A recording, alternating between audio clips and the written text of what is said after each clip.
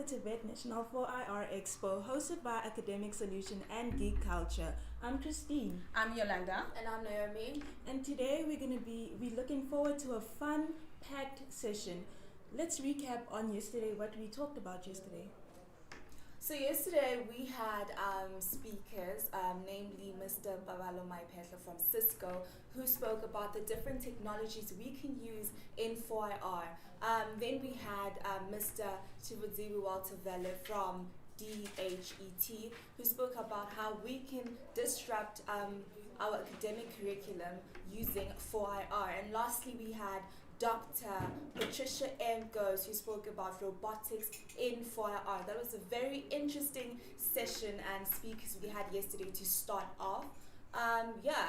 And from the hands-on sessions, we had the likes of Ms. Figile Mlangeni, who talked about digital marketing and how we can leverage it into today's age, and we also had a session from HMX, which was facilitated by Lina Kitenge, and she talked about how we can actually use the platforms to build our solutions through the Expo.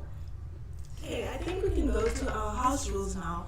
First, please mute your microphones when you join the call. Let's respect each other in the chat online. Keep the conversation professional at all times and be teachable. Get ready to learn. Before we get started, don't forget to use our hashtags, which is hashtag RiseTVET. Yeah, so that's hashtag Rise with a Z TVET on social media. This will be on Twitter. So don't forget to hashtag RiseTVET on Twitter. That's Rise with a Z. And show us your workstations. Tell us what you're excited about for today's sessions. And just let us know what you're doing today within these sessions. Christine, what do we have? Who's our first speaker today? Our first speaker for today will be Dr. Paul Lentinga from the HSRC. So Dr. Paul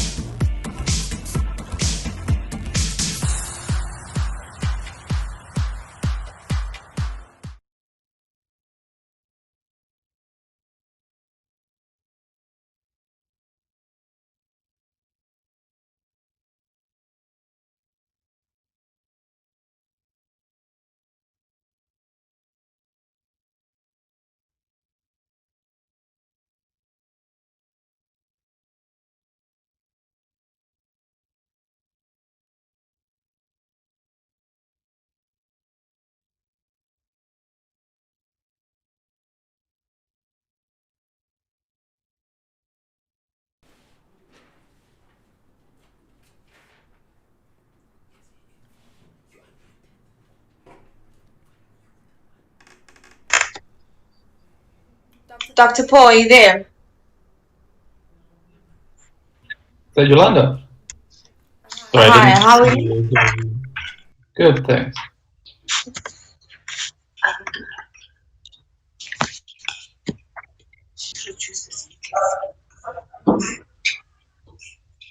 Dr. Paul, are you there?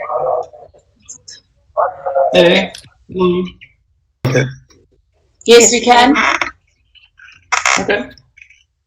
Are you ready to present? Yeah, I'm not sure. Am I meant to be presenting now? Yes, but I'm sir. happy to. We're waiting for you. Oh, sure. Okay, can I just share my screen as well? Yes, sir. Will I go ahead with that? Yes. Okay, 1 second. Sorry, I thought I was presenting after a few people on the program. You're the first person on the call. Oh, okay, that's fine. I'll start then. Awesome. Hold on. Okay, this should work. I'm just going to share PowerPoint instead of the Google Slides. But how are you feeling today, Dr. Paul?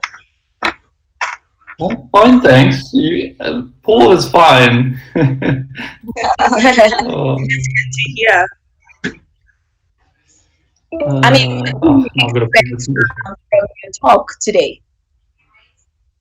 Sorry? What can we expect from your talk today? How am I feeling about it? What can we expect? Oh, sorry, I'm losing you a bit there. So I'm having with buttons on the presentation. Let me see if I could. Wow.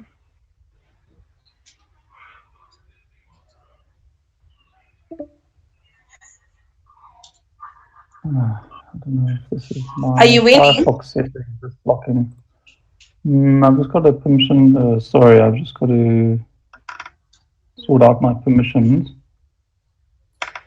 Okay, it should work now. No pressure. No pressure.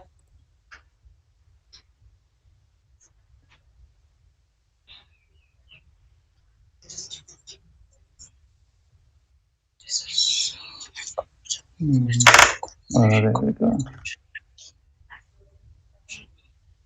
Okay, we're going to go in for a short break on and then come back and continue. Okay, it should be presenting now. Do you see that? It is, but you should do it on a full screen because we're getting a lot of. Sure. Can you fix that? Is that right now? Not yet. Maybe is it F11? Yeah. F11 or F5? You'll be fine. Yeah, I've gone to full screen. It's showing full screen on my side.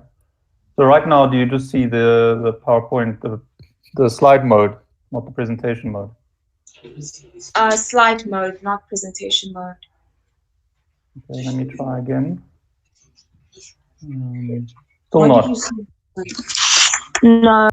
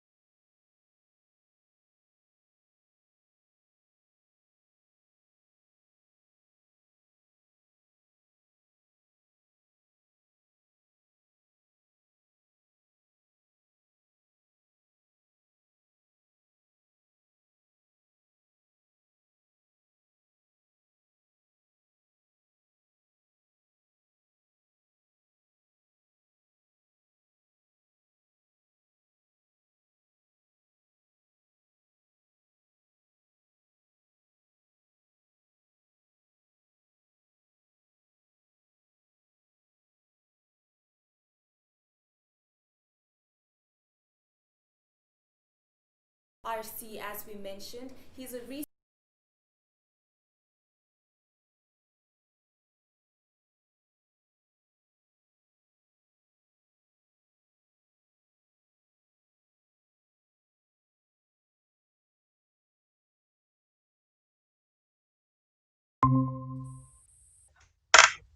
Thanks. So I didn't know what format this was going to be done in, and I'm assuming You can start can't have presenting. interaction. But are we able to see chat comments of any kind? Yes, we are. Okay. I'm not sure I can. All right. Okay, I'm just going to go back to sharing. Okay, I'm going to struggle. I don't have a second screen. So I'm just going to present then, and then we can see if there's questions afterwards. So I won't do the questions as part of the presentation. Okay. I'll just present and then see if there's questions at the end. All right, so yeah, I'm Paul Plantinga from HSRC, and today I'm going to be talking a little bit around the data space, but I'm specifically going to be focusing on storytelling around data, which sounds a little bit not 4IR like, but it's a critically important part of how we work with data these days, because data in itself is useful, but data becomes impactful when it's embedded in a narrative or a story where it triggers some kind of action. So from that perspective, I'm going to focus on how data is integrated into storytelling and give you a few examples, and then happy to take some questions later. I was going to ask participants for some interaction, but I can't see participants and I can't see the responses easily. So I'm just going to go through this and then go into the rest of the presentation. So one of the more interesting his recent speeches, he noted a couple of specific facts related to alcohol consumption in South Africa. And I've taken out an extract from that speech, or that opinion article that he posted on News 24, and highlighted them here. So I'm going to go through the statements that he made just to show how data is currently being used. And this is based on an analysis that Africa Check has done related to the specific statement. So if you're interested, you can have a look at the Africa Check website and see the detailed analysis of this statement. So in his statement, in his speech, he said two things. The first was that only 31% of South Africans drink alcohol. And then the second point that he made was that South Africans consume more alcohol per person than anywhere in Africa. So those are two interesting points, because firstly, 31% doesn't seem like a lot of people, especially if you're a student, where it seems like 100% of people drink alcohol. And then the second is that it seems like we consume more. His statement was that we consume more alcohol than anyone else in Africa per head, per capita. So there's obviously been a lot of debate about these kind of points, and what Africa Check did is that they then sourced data to essentially certify whether these statements were correct or incorrect, which is not always easy with data, because it depends on what data you're looking at. So what Africa Check did is that they sourced the World Health Organization report on alcohol consumption. And if you want to go and have a look at that, you're very welcome to follow the link, and we can share the presentation afterwards. But in that World Health Organization report, they have data from 2016 where they collected data on who consumes alcohol in South Africa. And there's various pieces of data in this report, as you can see. But in the bottom right-hand corner, there's a small section related to abstainers. So that's essentially people who don't consume alcohol. And in South Africa, the number of people that don't consume alcohol here is 69%. So that seems to validate what he said about only 31% of South Africans drink alcohol, because 69% say that they don't. So they've either never drunk alcohol before in their lives, or they used to drink alcohol and now they've stopped for at least the last 12 months. So that's, for me, it's personally a surprise. I didn't think that so many people didn't drink alcohol in South Africa.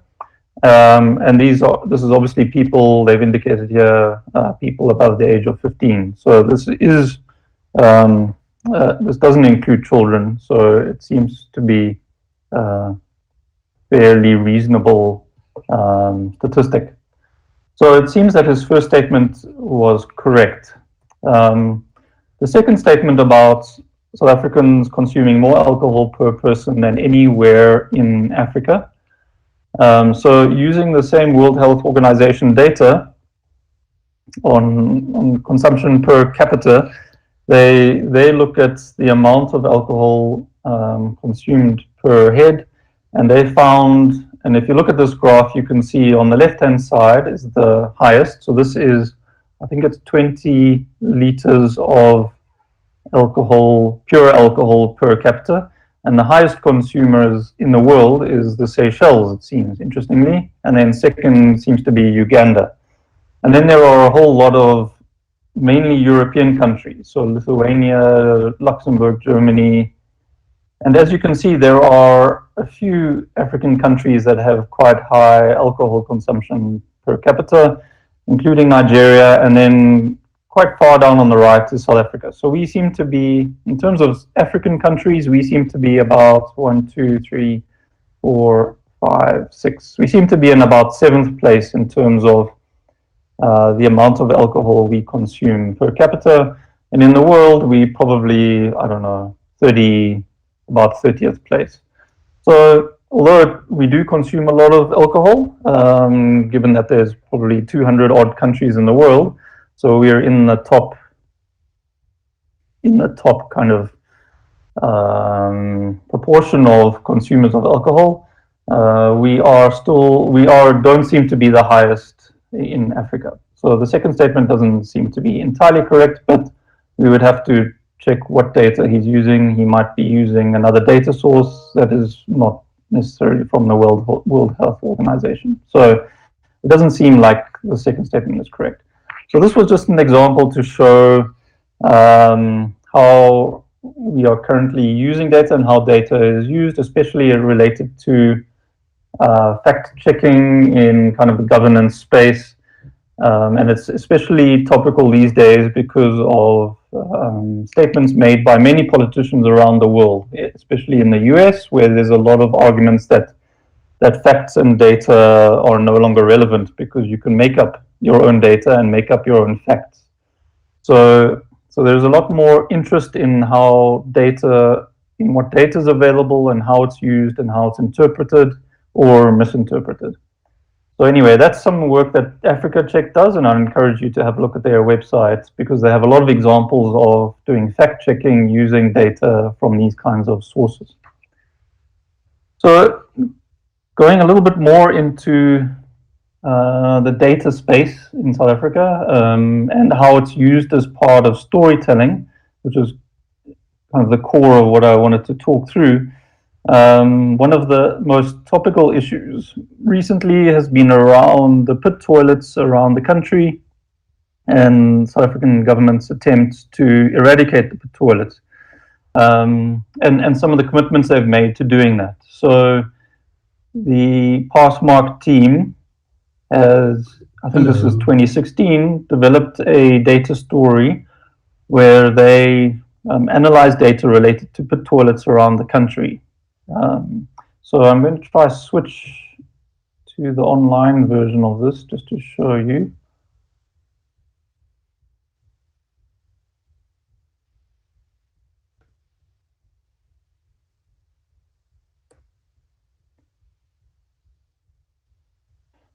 Can you just confirm you can see my screen and this page? Yes, we can. South Africa's deadly oil. Yes. Yeah, that's right. Okay, so this is another website you can go to. This is an example of a data story related to school toilets around the country. So I'm going to go through it reasonably quickly, but just to show you, this is if you can imagine a normal news article that a newspaper might produce, this is similar to that. They've just packaged it as a single page on a website, and then it's essentially a form of scrollytelling. So you scroll down, and then the story unfolds like a normal news website. But then as you go, different parts of the data are highlighted as you scroll through the story. So as you can see, as I scroll down, you can see that it highlights this data points of where one of the first stories related to, I think, a child dying in a toilet occurred. So that's highlighted in that red dot at the border between Eastern Cape and KZN. And then as you scroll further down the story, the data starts being expanded. So as you read the story, you can see they then start mapping out all of the schools in the Eastern Cape where the schools only have pit toilets. And again, I think this is 2016. So you can see there's a large number of schools that only have pit toilets or had pit toilets in the Eastern Cape. And then as you scroll further down, they start expanding the story to talk about not only the toilets, not only the schools in the Eastern Cape, but also schools in other provinces. So I'm going to keep scrolling through the story. So you can see they then start talking about schools in Limpopo province and specific stories that have taken place related to the toilets in those schools, and then highlighting other parts of the country. And as you can see, they're starting to develop a much broader picture of the data and the issue in the country. And then also overlaying with more traditional graphics. So this is a bar chart that shows the number of schools with no toilets as of 2011. So it's almost 10 years old now. But it gives you an idea of how the data is presented as part of a story. So this is an example, a really good example of what a team in South Africa has done working with data just related to toilets in South Africa, and then embedding it into what would normally be a story that you would see in an online newspaper or similar. So that's an example of how they've worked with the data but made it quite impactful by integrating it with a normal news story and then adding other interactive elements to it, such as you can listen to audio from people interviewed as part of the stories, etc. So the data is integrated into a wider story, which makes the data much more impactful rather than just presenting the data outright. So I don't remember how much time I've got, so I'm just going to switch back to the presentation, and I'll probably stop fairly soon. Sorry, could you confirm how much time I have left in total? Yolanda or Gabriel? Now you can continue. I just wanted to, it's quite a long presentation, so I just wanted to know how much I should leave out or keep in. You've got 15 minutes. Okay, great. 15. Right. So I'll stop after, say, 5 or 10 minutes. All right, okay. cool. Okay, all right. So there's quite a lot more to this, but I'll try and jump to specific parts of the presentation. Another popular topic, obviously, in the news space is around crime statistics.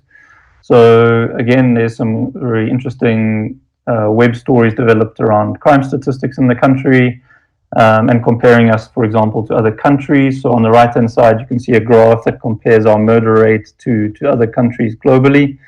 And then on the left, you can see a spatial mapping of the data, which shows in red or different shades of red where the highest crime rates, and I think that's murder rates, are around the country in specific wards and municipalities. So you can see, I think that's somewhere close to Giani. I'm not sure where that is exactly, but you can see there's an example of a red highlighted area in Limpopo, where there is quite a high crime rate or murder rate in that case. And then obviously other parts of the country through Gauteng, you can see there's darker shading as well. So again, this is just examples of how you can visualize the data on specific topics. This is an example that was developed for Valentine's Day, I think it's 2015, by the Open Up team. And this one, they used data from Statistics South Africa, and as you may know or may not know, every time someone gets married, that data is registered at Home Affairs and then passed on to Statistics South Africa. So they keep track of all the data on who gets married in South Africa every year, and then they obviously have the age of the people getting married and whether they were male or female, etc. So if you analyze that data and you put it onto a graph, you can see some interesting patterns. So as you can expect, the most, sorry, so just to highlight, on the x-axis is the age of the bride, so from 0 to 100 years old. And then on the y-axis is the age of the groom, also from 0 to 100. So then if you plot all the marriages in South Africa, and this was from 2012 onto this graph, you can see that most marriages are in that kind of red highlighted area in the middle. So most people getting married are where the groom is about 25 years old and the bride is about 25 years old, which is what we would expect. But then if you look at some of the other data, you can see there are slightly unusual cases. So for example, there is an example in 2012 where a man who was probably about 17 got married to a lady who was about 85. And then in the same year, on the other end of the spectrum, there was a bride, so she would have been about 19 or 18, getting married to a man who was about 75. So once you start looking at the data and some of these outliers, you can see some potentially interesting stories developing around marriage in South Africa. So that's just an example. So as you would have seen, I'm not going to go through this in detail. In COVID, you would have seen a lot of graphics presented, especially around the health side of COVID-19, and things like cases, positive cases, deaths, etc. And but there is a lot more data related to the COVID situation. So things like people not being able to access or pay for food because of retrenchments, etc. So some colleagues of mine from the HSRC wrote this article as an op-ed where they analyzed the data from surveys that they conducted during COVID. And from that data that you can see, and it's not very easy to see in this one, but this graph showing the percentage of people that were going to bed hungry since the start of the lockdown. So that's from April 2020. There were about 28% of people who were going to bed hungry since the start of lockdown. And then it's steadily been increasing. So as of early September, about 43% of people were saying that they were going to bed hungry. So as you can see, the impact of lockdowns has had a big influence on people's access to food, either because they can't access it or because they can't afford to pay for food anymore. So this is an example of data related to COVID that is broader than just the health crisis. And then the other one more recently has been around the PPE and the procurement and corruption related to PPE. And if you are interested, there is ongoing work. National Treasury has been publishing the data related to procurement of PPE. So you can go to the National Treasury website and you can download the PDF files and you can analyze the data yourself if you want to. So the Mail and Guardian has created a tool, essentially a spreadsheet where they have extracted all the data from those PDFs, or a lot of the data from the PDFs, I think the provincial data, and that data is then being analyzed to identify possible irregular expenditure as part of PPE. So for example, if you have access to the data, you can compare the price that was paid for masks by a government entity with what the price is at your local retail store. So then you can see if there's potentially inflated prices for PPE. And that's how you can identify that's how the news outlets identify potential stories, by looking at that data. And then there is an initiative to then extract more of the data, especially from national government, and a lot of volunteers work on this. So if you're interested, you can participate through the GitHub link. Not that one, but we can always provide that to you, and you can help to extract that data. I'm not going to go too much more into this. The rest of the presentation is a little bit more theoretical about what data is. So I'm going to go to a couple of very specific points just to highlight a couple of examples. So many of you would assume that data, I think, is really just numbers in the spreadsheet, but we like to interpret data much more broadly. So as an example, if you look at air quality data, on the top left, an example of air quality data that is mostly text is the laws related to air quality data. So, for example, in Johannesburg, they say there's a whole law where it describes what you're allowed to do, whether a factory, where a factory is allowed to be set up, what the emissions are allowed on that factory. So that's the law. Another example of data in the air quality space is the license that's awarded to the factory or the power station for any pollution that they might emit. So in this case, the license is awarded to a specific company, Score Metals, in Ekurhuleni, based in Ekurhuleni, and it says how much pollution they're allowed to emit on an hourly basis.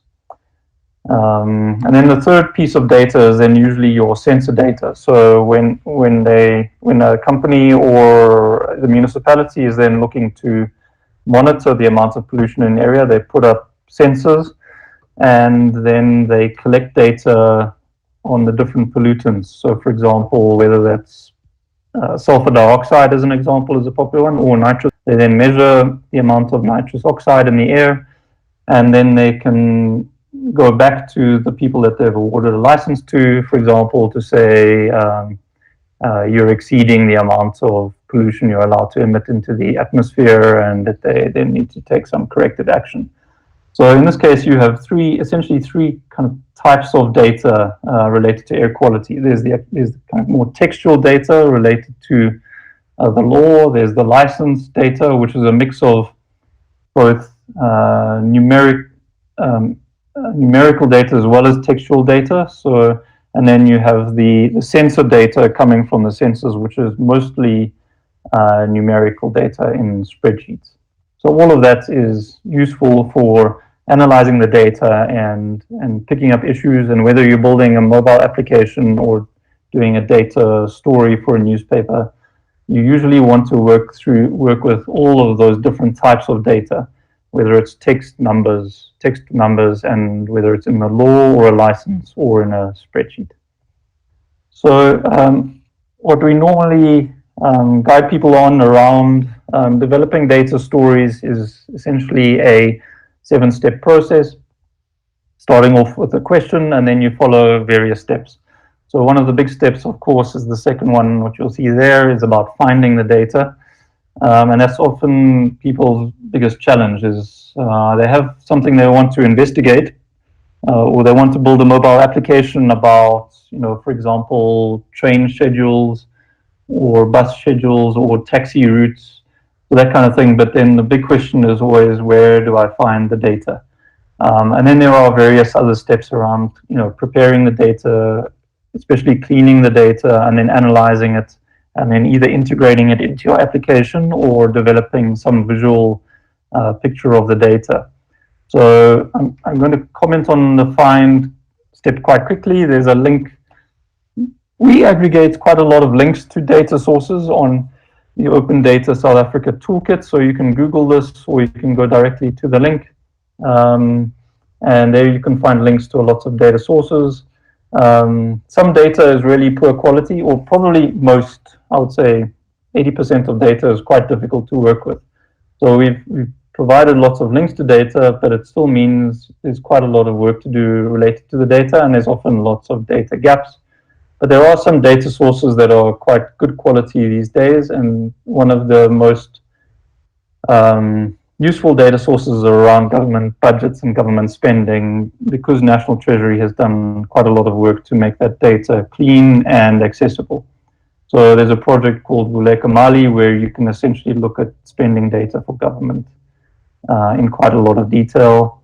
And another one called Municipal Money, which has data related to municipal spending and municipal revenue. So if you wanted to find out what your municipality is doing, you can have a look at that. And this is just an example. These are screenshots from the Municipal Money website. As you can see, you can compare eThekwini with City of Johannesburg, and you can see how they are spending their budgets, for example. If you go to that website, and then you can access the raw data that is used for creating these graphs as well. So you can create your own graphs too. I'm not going to comment on these other things. You're welcome to look at it, but there are ways, if you ever run into PDFs and you need to get the data out of it, you can quite easily extract it using a variety of tools. I shouldn't say easily, it's still challenging, but there are tools to help you get data out of PDF tables. You then need to typically clean the data, so there's a variety of things you should look at there. And then usually the most interesting part is when you try to visualize the data, whether it is in an application or as a news article, and then you need to decide how you might want to format the data depending on what kind of story you're telling.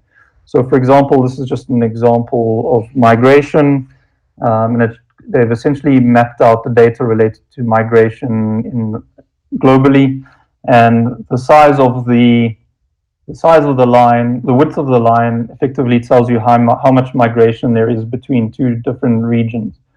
So as an example, if you look at the blue line on the bottom, the blue arc at the bottom, you can see there's quite a lot of migration between India and the United Arab Emirates. So that's Dubai and Qatar as examples. And then you'll see at the top of this graphic, there's in the yellow, there's a huge amount of migration between Mexico and the United States, which you can expect because they are on a border and there's a lot of migration across that border. So anyway, this is just an example of how you visualize data in probably a different way to a bar chart or a column chart or a pie chart. So there are lots of different ways of doing it. And then there are lots of tools that you can use, and a lot of them are free, so you don't need to pay for many of the tools that are available. These are ones that are specifically used for visualization and developing infographics, so you can have a look at them if you ever want to get into that space and start playing with the data. And you can start off very simple. It doesn't need to be complicated at all. It can just be a table of 10 data values and 10 rows and 3 columns, and you'll be able to already start developing quite interesting visualizations using these kinds of tools. And obviously you can use Excel, so that's also an option. Okay, so that's all from my side. I'm happy to take questions. I'm sorry it wasn't very interactive, but I can't really tell what's going on in the background.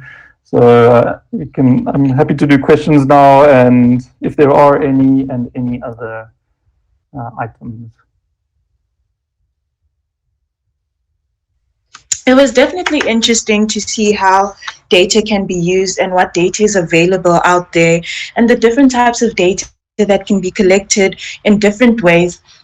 We just have a few questions from the chats. One question is, how do you know that the data that you have collected is accurate?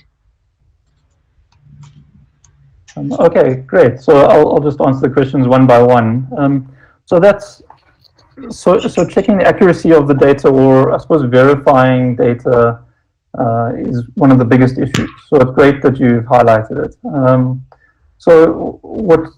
Actually, Africa Check has some quite useful steps as part of their fact-checking activities, which if you go to their website, you can have a look at. So they have quite useful guides, but usually it involves a variety of things. So one of the more important ones is really to look at the source of the data. So usually when you're working with data from, for example, Statistics South Africa, they publish their methodology of how they collected the data, etc. So they have quite rigorous methods. So just knowing who produced the data, especially official statistical data as an example, you can have a reasonably high level of trust in the data.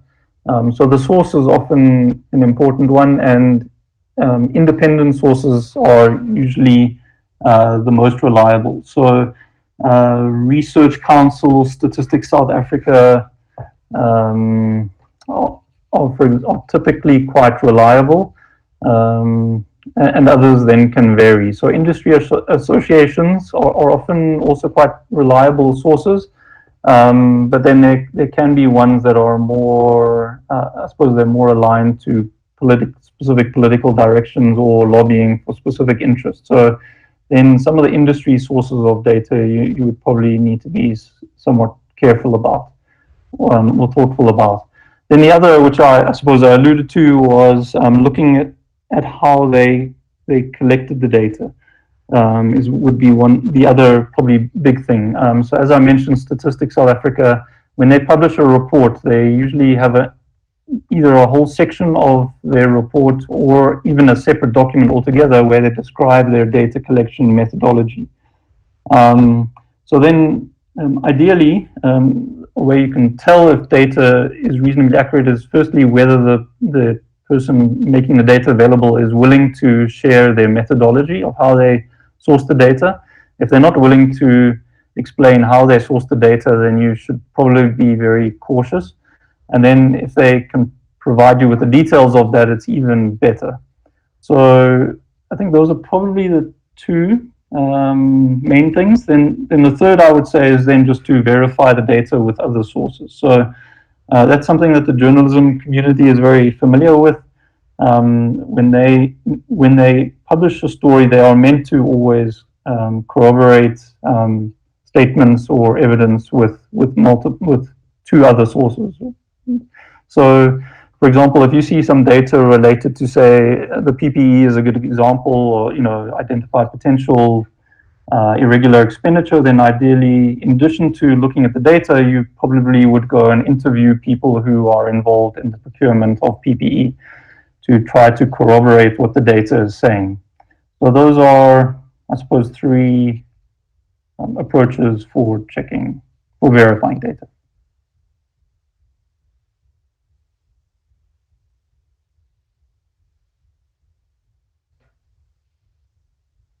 Am I still there? Very quiet. Sorry. Another question is the data that is collected able to predict future patterns? Yeah, it's been a very popular one during COVID days, because there have been so many people trying to project how many cases and how many deaths are likely to result due to COVID.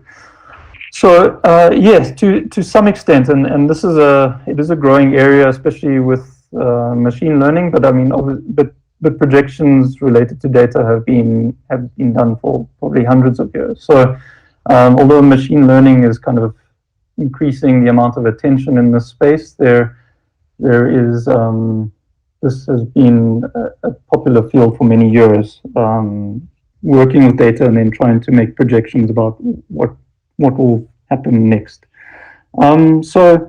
So yeah, depending on what data you're working with, you can start making projections. And there, I suppose there are some sectors where this is probably more rigorous. The health space, I suppose COVID has maybe exposed some of the challenges with making projections, just because your ability to make projections is affected by the amount of data you have. And the more data you have, the more likely your projections are to be reasonably accurate. So I suppose one of the big things to do is if you're working with very small data sets, is that you have to be very careful about making projections. Once you start getting to larger data sets, it gets better, but as we've seen with COVID, there are still real risks around making projections with data. So yeah, it needs caution. Thank you so much, Dr. Paul. I think we've definitely learned a lot through the talk and the session, and I think it's information that we could definitely use in future. And yeah, that was very interesting. I did see the graph where he shows different ages of people being in relationships. I guess it's safe to say love has no age limits. Yeah, I think we're going to go into a break and we'll come back. Great. Thanks very much.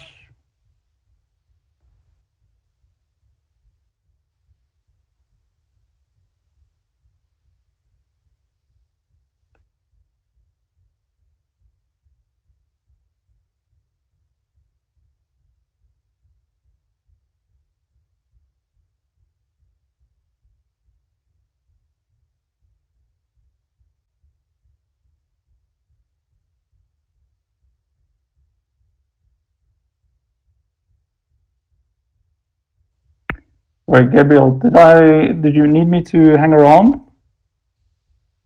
Well, I think we've No, it's all. learned a lot. Sorry. No, it's all right, Dr. Paul. Thank you so much. Okay, great.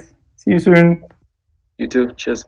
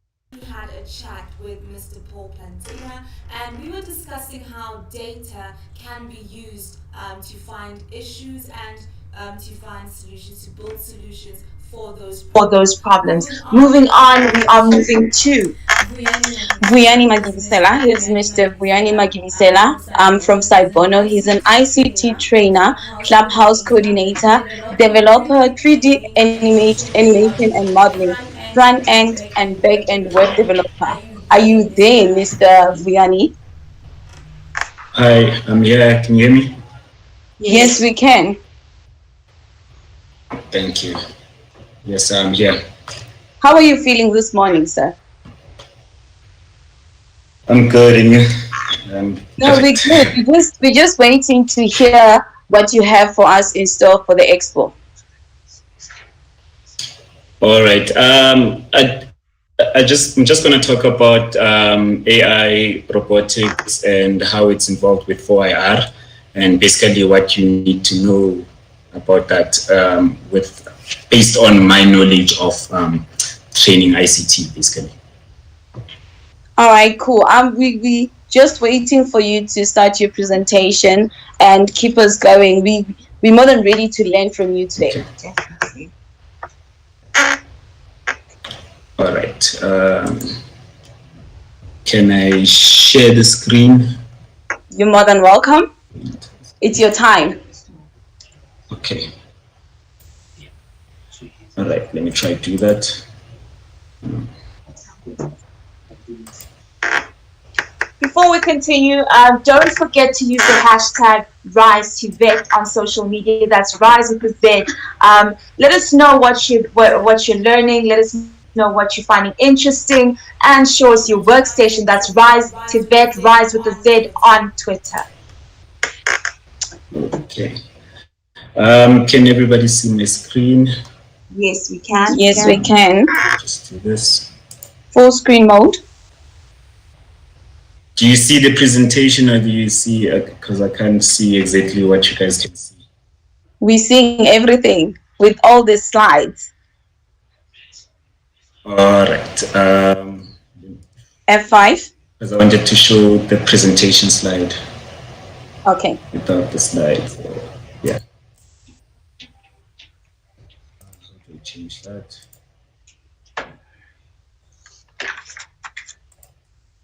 Okay. Let me try again. Are you winning, sir? Presentation, PowerPoint. Screen one. Okay. Almost there. Screen two. Okay. Allow. All right. Great stuff. All right, cool. You've got 10 to 15 minutes to present. Over to you, sir. Okay. All right. Thank you very much. Thank you very much for the opportunity to present this. Just as you've introduced me, my name is Vuyani Makibisela. I'm an ICT trainer and coordinator at the Clubhouse. I also do 3D modeling, also a programmer. I do back-end programming. I do object-oriented programming, and also dabble there in the front-end programming, where I just do the UI, user interface designs. Okay. Basically, I just want to talk about the 4IR and how it has impact in our community and our society, and basically what we should look out for. In the recent years, there have been like major advancements in several technology areas collectively, and they've been labeled 4IR. These areas will have a lot of impact. I see they will have a lot of impact when it comes to the employment and information and security within our society.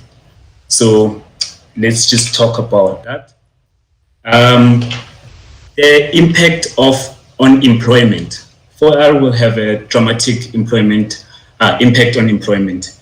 There is technologies such as robotics, artificial intelligence, Internet of Things, augmented reality, analytics, robotic processing, automation, are some of the 4IR technologies that basically have been the lead of the industry. These technologies can be combined and applied to a wide range of industrial, commercial, and social applications. Basically, they don't just end up on the industry side of things, just like the previous industrial revolutions. These ones can also be applied in social type of applications. The large-scale application of these will have an effect on employment, economies, and society.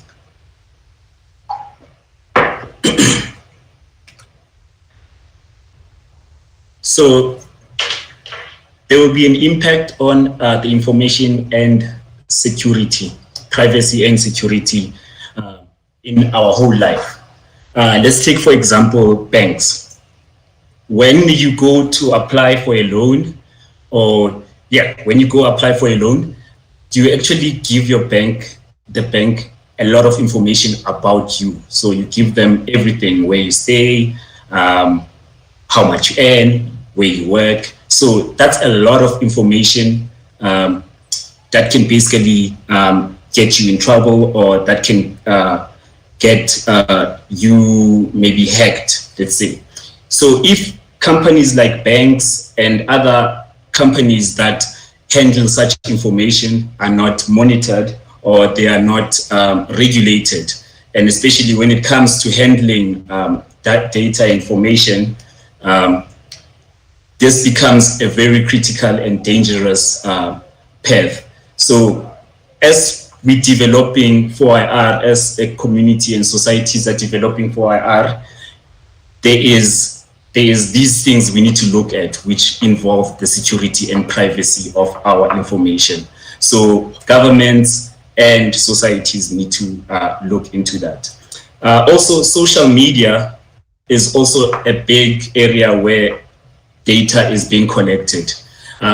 You tell people where you're going, you tell people where you're at by sharing on your Instagram or sharing on your Twitter or TikTok. That's a lot of information that hackers or anyone with malicious intent can basically use to get hold of you or get hold of your area and be able to do any malicious things that they want to do. So that's why even, let's say, make an example with the controversy of TikTok. America has been having, they wanted to ban it. They haven't really banned it. They just made sure that they look into the legislations and the controlling of data. So those are really big things that us as a society and the governments should look into and find a way to regulate those things. Also, advertising is also another area where there's like a lot of information and privacy, information collection basically. So a lot of advertising companies would need your specific information in order to tailor make adverts for you, or to tailor make products that they can basically they can basically sell directly to you. And that is a way of them using your data, either collectively from social media, collected from social media, just like the Facebook scandal that happened, where Facebook, for some reason, was able to, or Facebook information from Facebook was able to be leaked to other areas, and it was used maliciously. So advertising is also another area where there's a lot of collection of information, and I believe those should be regulated in order for us to have a more secure 4IR and a more reliable, you can rely on it basically, rely on the industry.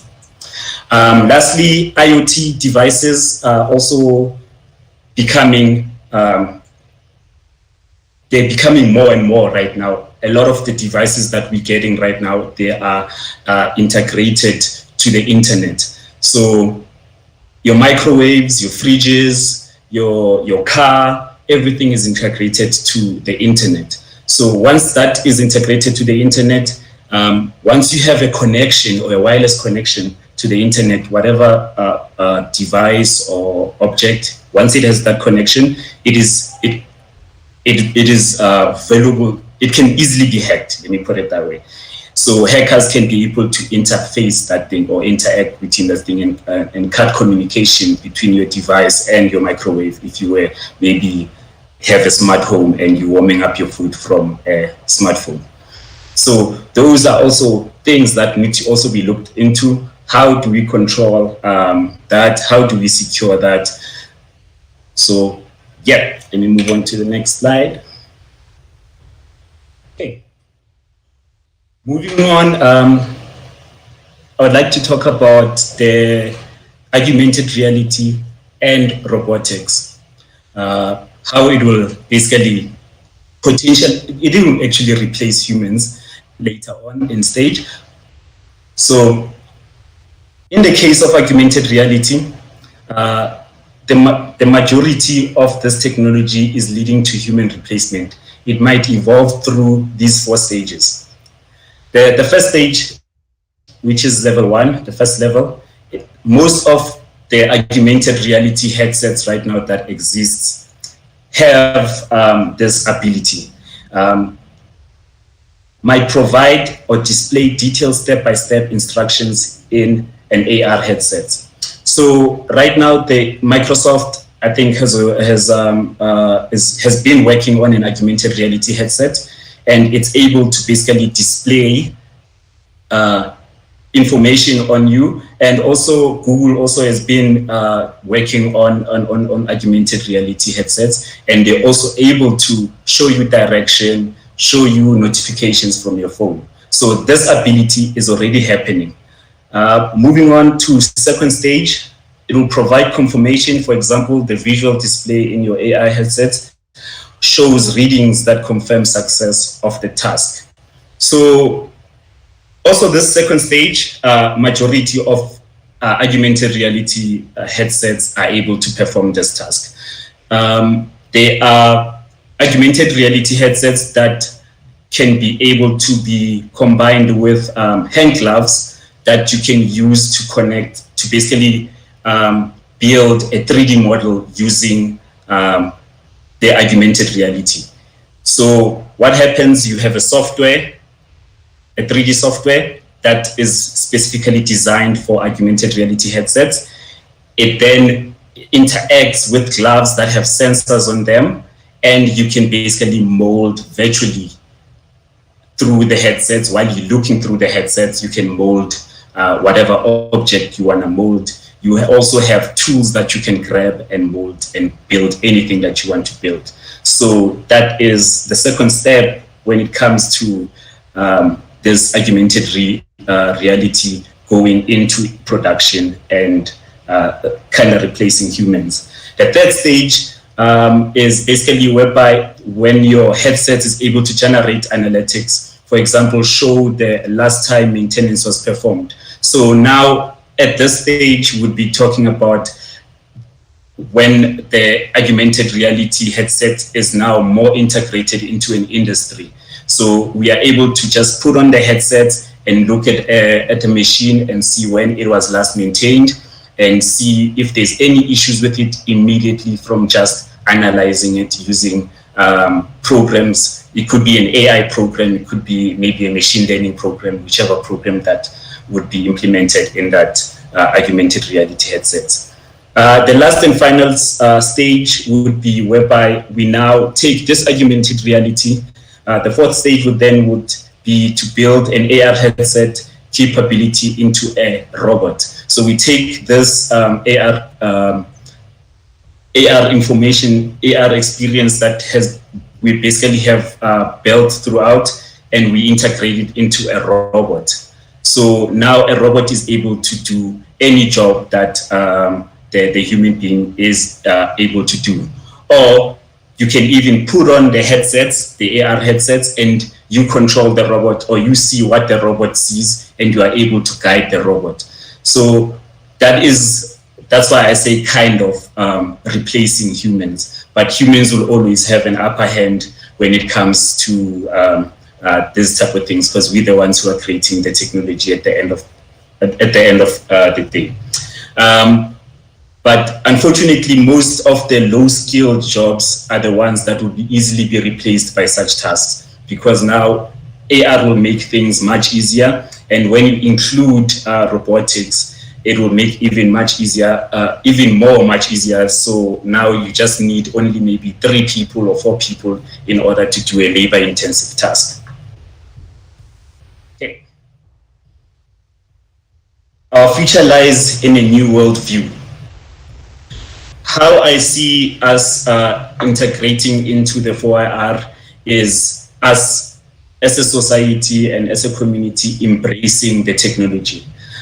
We at Saibono, I work at Saibono, by the way, in case, yeah, I didn't mention that. At Saibono, we have programs that we run in order to build confidence in kids and also adults, confidence in technology, so that they can be confident in using the technology to their advantage, and to basically use the technology to advance themselves instead of just using the technology to work. We run after school programs where we teach kids to develop technology. We teach kids to create art using technology, to basically explore their ideas through using technology.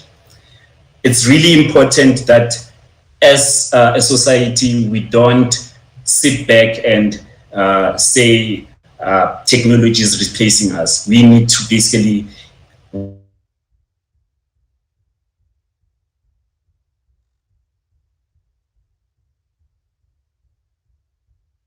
ourselves in order to keep up with all the technologies that are happening within this 4IR revolution.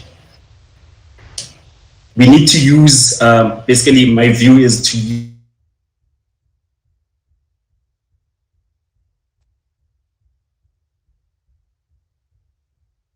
see it as an add-on into our lives, basically whereby we use the technology to enhance us.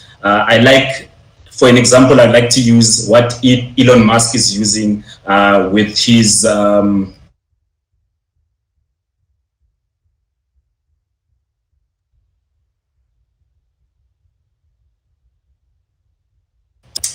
the Brain Project is for us to be able to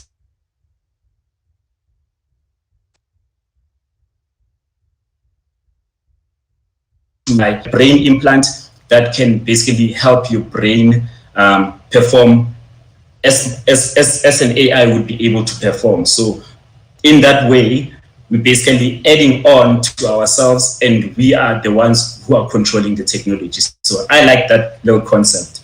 I really believe that we should use technology as an advantage to us and build so that we can be able to build ourselves and build societies. And if we do it in that specific way or in that direction, I really believe that the 4IR revolution will basically benefit majority of actually everyone within our societies and communities. Lastly, I think that's about it from me. Thank you very much for your time, and if you guys have any questions, you can ask. That was very interesting. Thank you very much. There's been a lot of talk about AI and machines taking over the work industry and taking over people's jobs. What is your take on that? Yes. It's inevitable that the technology is moving forward, and we need to also upgrade ourselves. So in terms of it taking over everything, it's taking over things that we basically are redundant, things that are not really needed. As a human race, we need to upgrade ourselves too, because we are a constantly evolving species. So we can't be stuck in one level. So as we are developing these advanced technologies, we also as a human race need to advance ourselves. So I believe as long as you upgrade your skills and you see what's out there, there will be many more jobs that will be opened due to us not being able to do, or due to us replacing all those hard-working jobs or all those high labor-intensive jobs with things that like robotics or AI. So that's my basic perspective when it comes to that that topic. Yeah. All right, cool. Thank you very much for your answer. But I think just another question. How do you know that you're giving too much data to these AI systems that we're having currently on social media? Yeah. There also something that's really tricky to manage, but I believe that the data that you are giving, you don't have to really, let's say, especially on social media, you have to basically control have a inner self-control on how you post things or what you do. So how would you know if you're giving a lot of data? I would say I would know whereby now I am now posting, let's say, my areas, and there is options on your social media accounts. Usually you'd be able to post for like publicly, and also you'd be able to post for a friends list or privately. So as a human being yourself, you should know what you want to share out there with the world. So if you'd like to share your address and everything with the world, then that's the risk you're putting yourself into. So those type of information, you can choose to make them only available to the friends list, or to make it very private so that no one knows. Even Instagram accounts can be privated, Facebook accounts can be privated to only people that you want them to see. So the control is there. You only lose control when it becomes a bigger scale thing, like a company losing your data or a server being hacked. So that's where you only lose control. Otherwise, you have full control over the features that are on the app, and you should take full advantage of all the privacy features within that app. All right, thank you very much for your answer. I don't want to debate your answer. However, what about privacy? I mean, there's this green app that we are all using, but once you talk to somebody about you wanting to buy something, you now start to see adverts on social media about that thing that you said you want to buy on that green app. So is there privacy? Are we entitled to our privacy for the data that we talk about in our green app? I would say if there is like if you, the only way I would like to put it, I also wouldn't like, because I believe that there's not a lot of privacy out there, because they have full companies have full access to the whatever app you're using. They have full access to the data that they collect through via that app. So in that terms, I believe you don't have that much privacy. You just have to put your trust on that company that it will not maliciously use your data. Also believe that you should also be able to take care of yourself. So let's say the way when you are talking about something and Google overhears you, and all of a sudden you see an ad that relates to whatever you're talking about. I would suggest that if you really don't want to get that type of convenience, because this technology is for convenience, AI listening to you and trying to find what you like and all those things, they are for convenience, and also they benefit companies whereby they advertise to you. So if you don't want to get that convenience, I would suggest that whenever you are around, let's say, a technology that you feel like it would listen to you, you do your best to just mute the mic, switch off the mic, or like most computers have camera blockers. So you can find a blocker that you can block your camera so that it does not unknowingly spy on you, or without you knowing, and it spies on you. So those type of steps, that's the steps you can take for yourself. Also in terms of like privating your things and all those privating your information, those are the steps that you can take in order to protect your data. But otherwise, when it comes to the data being available to the company and what the company does with the data, that's another situation.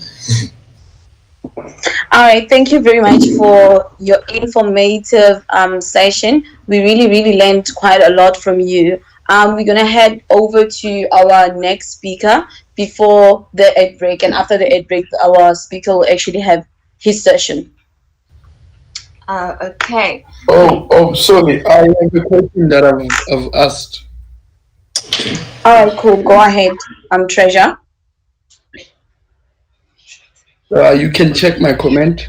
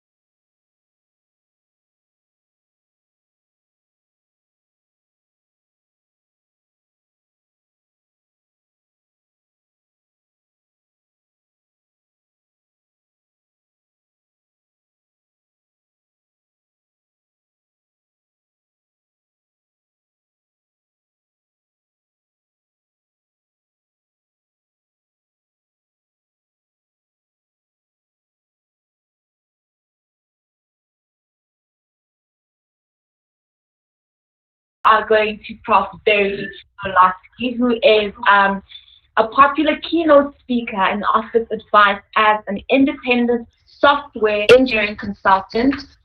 He is the founder of Timolohong Digital Innovation Precinct. Prof. Dolatsky. Oh, sorry, we will be showing a video. Hello, my name is Professor Barry Dolatsky. I'm at Wits University, and I'm the Professor of Software Engineering in the School of Electrical and Information Engineering at Wits. And I'm also the head of something called the Joburg Center for Software Engineering at Wits. And I'm the founder of the university's Timolohong Digital Innovation Precinct. And today I'm going to speak about something that I think people talk a lot about, but how many of us really know what it means? And that's the fourth industrial revolution. What is 4IR? So let's go through some definitions of what 4IR is really about. Firstly, some people, when you ask them to define fourth industrial revolution, talk about a whole lot of technologies. It's like they've got a big jar of colored balls in it. Each ball is a technology: robotics, machine learning, virtual reality, 3D printing, big data, and it's all in the jar. And if you say, what's 4IR? They say it's all these things in this jar. And I wonder if that's a good definition, because the question I would ask then is, what goes in the jar and what isn't in the jar? Are there technologies that I've listed here that might be part of 4IR that aren't there? So is it just a bunch of technologies?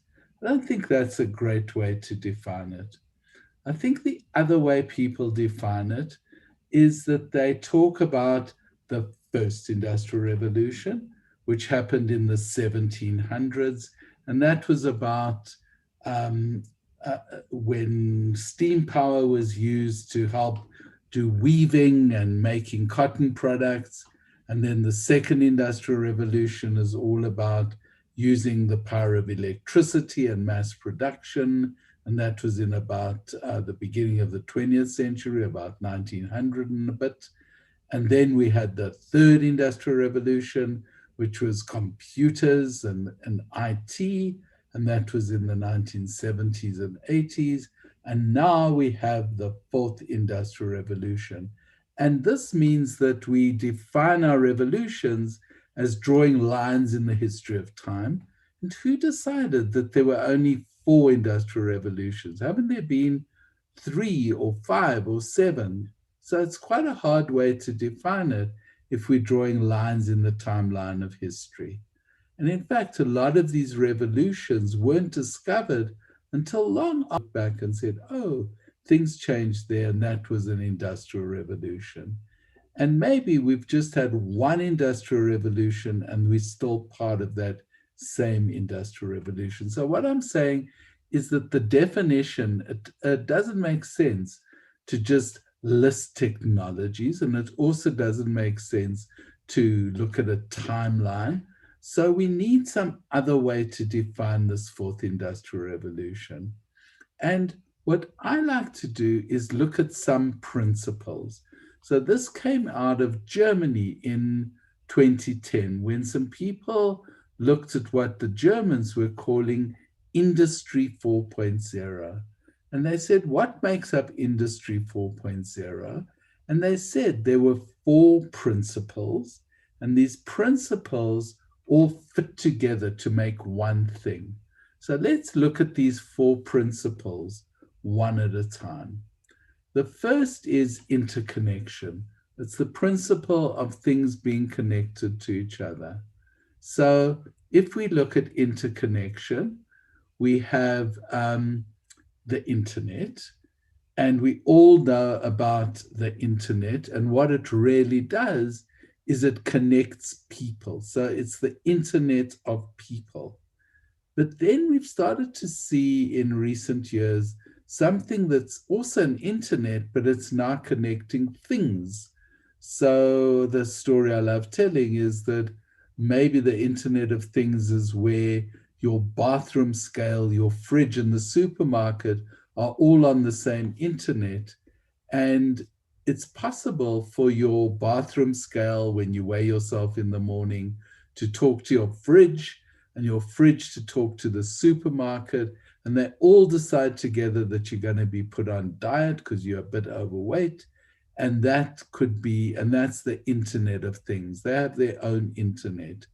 And then people say, well, we could also have an internet of everything, where the internet of people and the internet of things are all interconnected. So by interconnecting everything, we are able to share information, to collaborate and reach common goals. To do that, we need to have common standards to communicate, and we need to think a lot about cybersecurity. So that's the internet or interconnection. That's the first principle. The second principle that I'd like to look at is the principle of decentralized decision making. So how would something like Anybody a here? self-driving car work? If a car drives itself, have you got a supercomputer sitting in that car that makes all the decisions about everything the car is going to do? No, it wouldn't work like that. It would work in terms of a hierarchy, in terms of levels of decision making. So your brake system might be autonomous. It might be able to make decisions about when and how to stop the car. And it wouldn't have to refer to other parts of the car if it saw for safety reasons it had to stop you. There could be another system that looked at traffic lights. And if it saw a red traffic light, it would make a decision to stop the car and would just give a command to the brakes, stop the car. So these two autonomous systems would work independently, but sometimes would have to collaborate. And building systems in these layers where you have higher level systems speaking to lower level systems, and those lower level systems being autonomous, they can make their own decisions, is another important principle. And it's how we deal with a very complex world.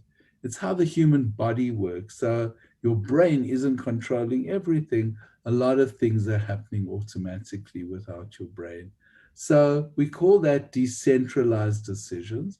And that's another of the 4 principles that I want to talk about. The third principle is called information transparency. Do things that are unsafe or difficult or boring for people to do. So that's the digital assistant.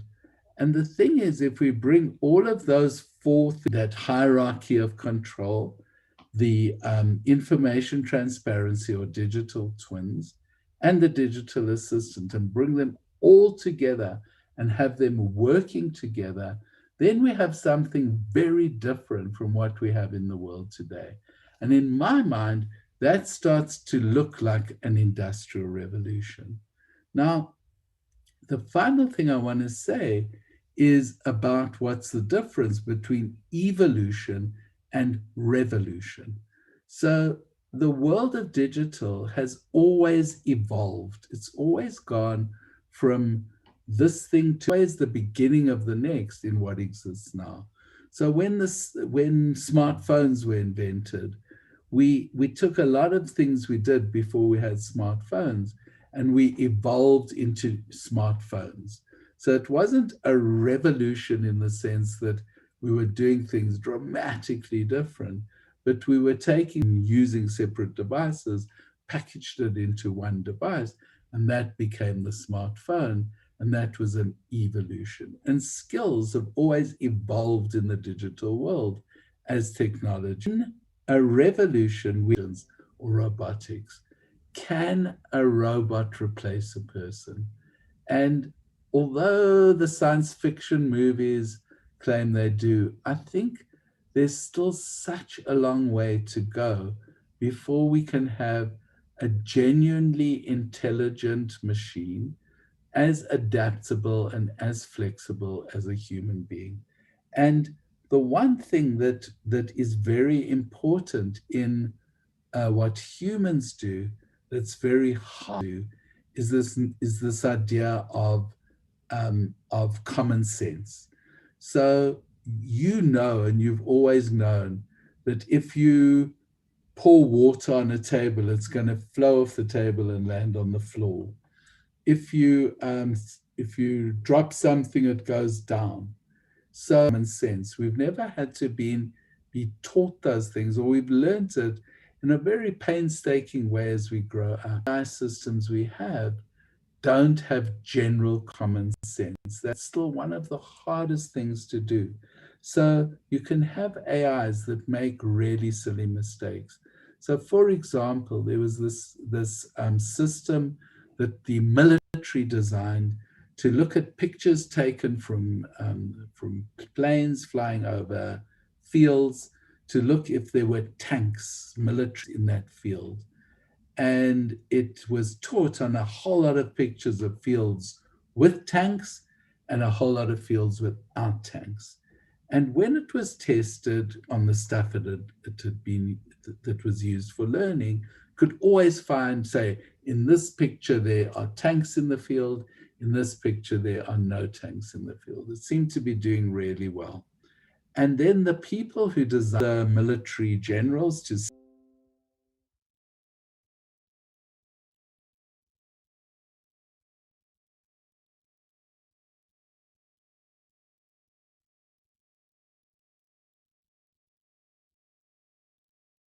that was very by Prof. Wolowski.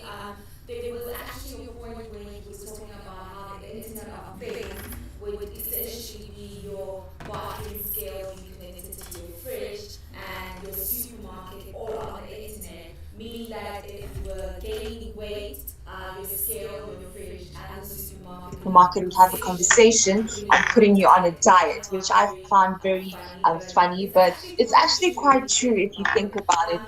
He did elaborate on what exactly 4IR is, which something that we also discussed in yesterday's session. We weren't exactly sure what 4IR is. To say, some of us did think that 4IR was robots taking over the world, but he did touch into what exactly 4IR is, which I found very informative and very interesting. I think it's safe to say as the sessions go on, we're starting to learn more about 4IR and our knowledge is increasing. Definitely. Don't forget to communicate with us on Twitter. The hashtag is #RiseToBed. Share with us your workstations and how the session is going. We'd love to communicate with you guys. Also, don't forget it's Rise with a Z. That's #RiseToBed with a Z. Also share where you're connecting from. If you're connecting from Gauteng, Limpopo, Durban, let us know. We're going to go into a break and we'll be back. Just a minute.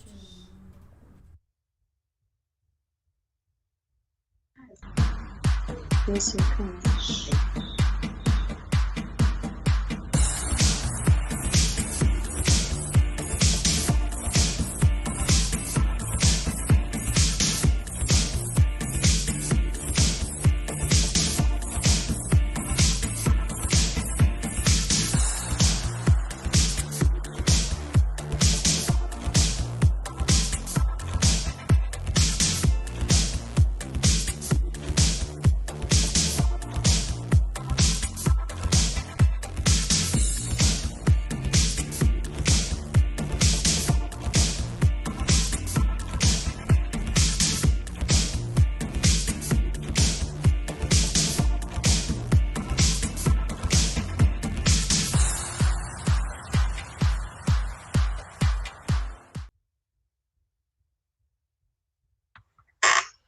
Welcome back from the ad break. And for now, we're going to move into the hands-on sessions that we're supposed to continue yesterday, and we're actually doing them today.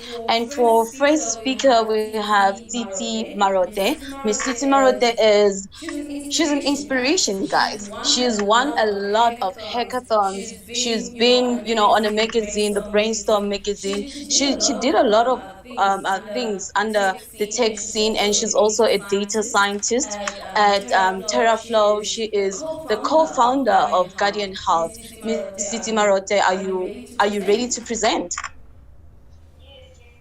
Yes. Thank you so much for the beautiful intro.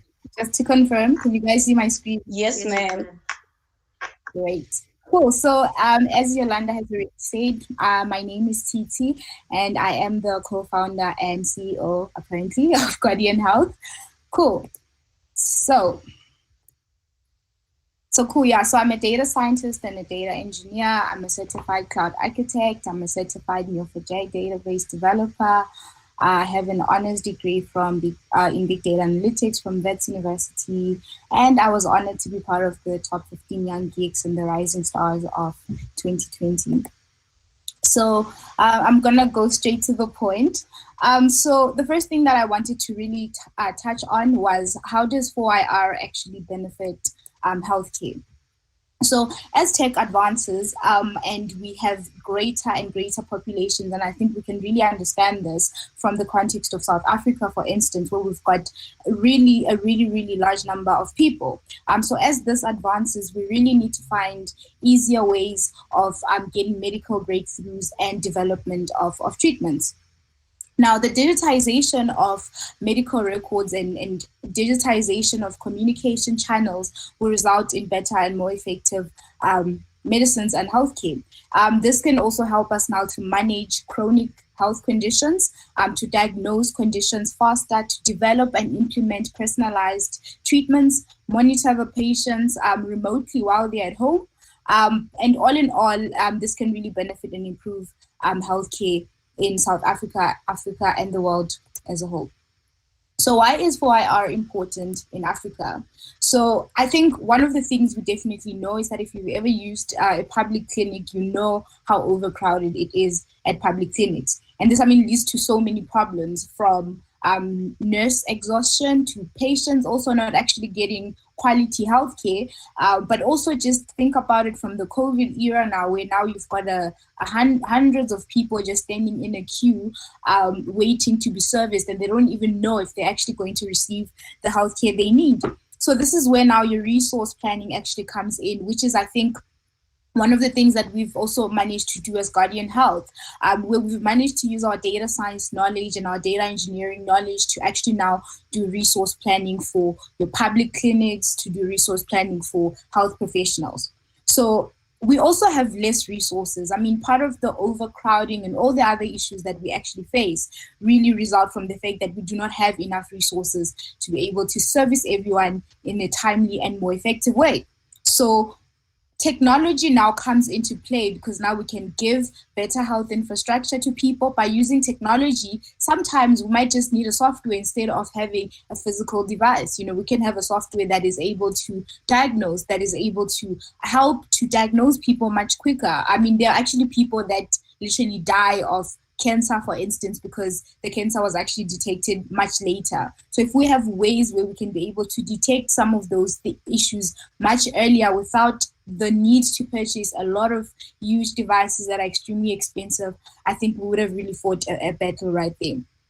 So we also have a high number of readmissions. We actually did some research on this and also actually worked with some data from KZN. And I think one of the things that we found as Guardian Health when we were actually starting was that we found that a lot of people actually don't go back for follow-up. So if you were admitted in hospital or if you went to a doctor, most people don't necessarily follow up when they're actually supposed to. So what this does is that it leads to a high number of readmissions of people, and also actually leads to higher mortality rates, because for most people, you only go go to the doctor when it's absolutely necessary, when you feel like, okay, you know what, I'm really, really not doing great right now. You don't necessarily work on it from the first time that you feel like, you know what, I think something's tough. And I mean, we can really attribute that to the fact that most people actually lack the finances to have the luxury to just wake up and go to see a health professional. But that is something that needs to be addressed, because if we can reduce those numbers, we can actually be able to save quite a lot of money.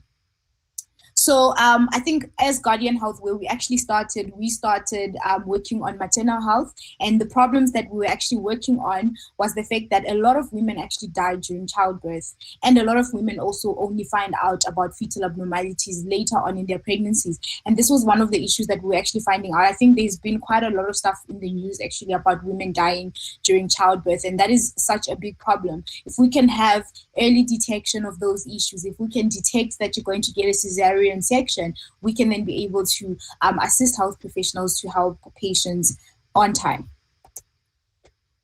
So now, utilizing 4IR in health. So currently, what we do is that we are about actually now improving accessibility of healthcare in Africa.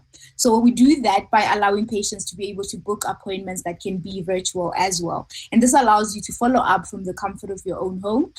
We've actually added some really cool features now where we have things such as you taking a picture of, let's say you've got a skin problem, you can take a picture of your eczema or your ringworm or whatever the case. And this can be evaluated remotely by your health professional, and they can actually tell whether or not your medication is working. If you're a high blood pressure patient, you can take your high blood pressure from home. The health professionals are able to tell if medication is actually working for you by checking those things and then maybe increasing the dosage or allowing you to go in if it's not working out. And so this now actually allows health professionals to monitor their chronic patients timely. So if something is going wrong during the time that you're taking your prescription until your next checkup, they're able to monitor such things and give you the health care that you need, right? We have after hours telehealth. Most people don't have the luxury to be at home, to take a day off, from work. So this really helps a lot of people to not have that excuse of, oh, I didn't have time, because now we're basically giving you more time to access healthcare at the comfort of your home, at whatever time that is comfortable with you. We've got clinical notes and digital prescriptions. Now, allowing patients to own their digital records is actually going to make patients to be part of the journey. And I think this is very important, because if you allow somebody to be part of that journey, to own their healthcare, they become more active in terms of how am I doing, what treatments am I actually getting. And it also allows an information channel where people actually understand what medications am I taking, and we're really using Guardian Health as well to actually have a channel of information where we give patients and we empower patients with information that is verified by health professionals. And this is going to help a lot of people to understand what is happening to them and what they can do to basically make sure that they're healthier. What foods should you eat? What kind of exercise should you do? Sometimes the most basic information is just that reminder that you need on a daily. So we are utilizing 4IR in Guardian Health by having things such as early detections of cesarean birth, early detections of fetal abnormalities. We use optimization algorithms to give us optimal routes for community health workers to be able to access the homes they need to visit, making sure that they visit those homes in the most optimal way that also actually reduces the load on their end, but also making sure that they actually now service patients optimally as well. We do a lot of resource planning, where now they can be able to make decisions in terms of how do we, with the resources that we have and the time that we have, how do we make sure that we use these resources optimally to be able to service the patients that we have? How do we forecast the amount of people that we're going to get so that we can plan ahead for that as well? How do we forecast the amount of patients we're going to have in every division of our clinic to make sure that we know that we have enough resources to be able to service those people? And if we don't, there is now visibility in terms of actually telling patients that, hey, maybe you should come back, or maybe you should come on a Friday instead of coming on a Wednesday. And that is the beauty now of actually digitalizing most of these things. We use natural language processing as well to allow people to access information, but also to book appointments, because most people have social media platforms. So if we can allow chatbots where they can actually book then you can use your free WhatsApp data to actually access Guardian Health. So as I mentioned that we do have virtual appointments, we have your clinical notes, your prescriptions, we have your remote monitoring where, you know, you can send that to your doctor and they can look at it and they can tell you if you need to go in, if the medication is working. And so that evaluation now becomes much easier.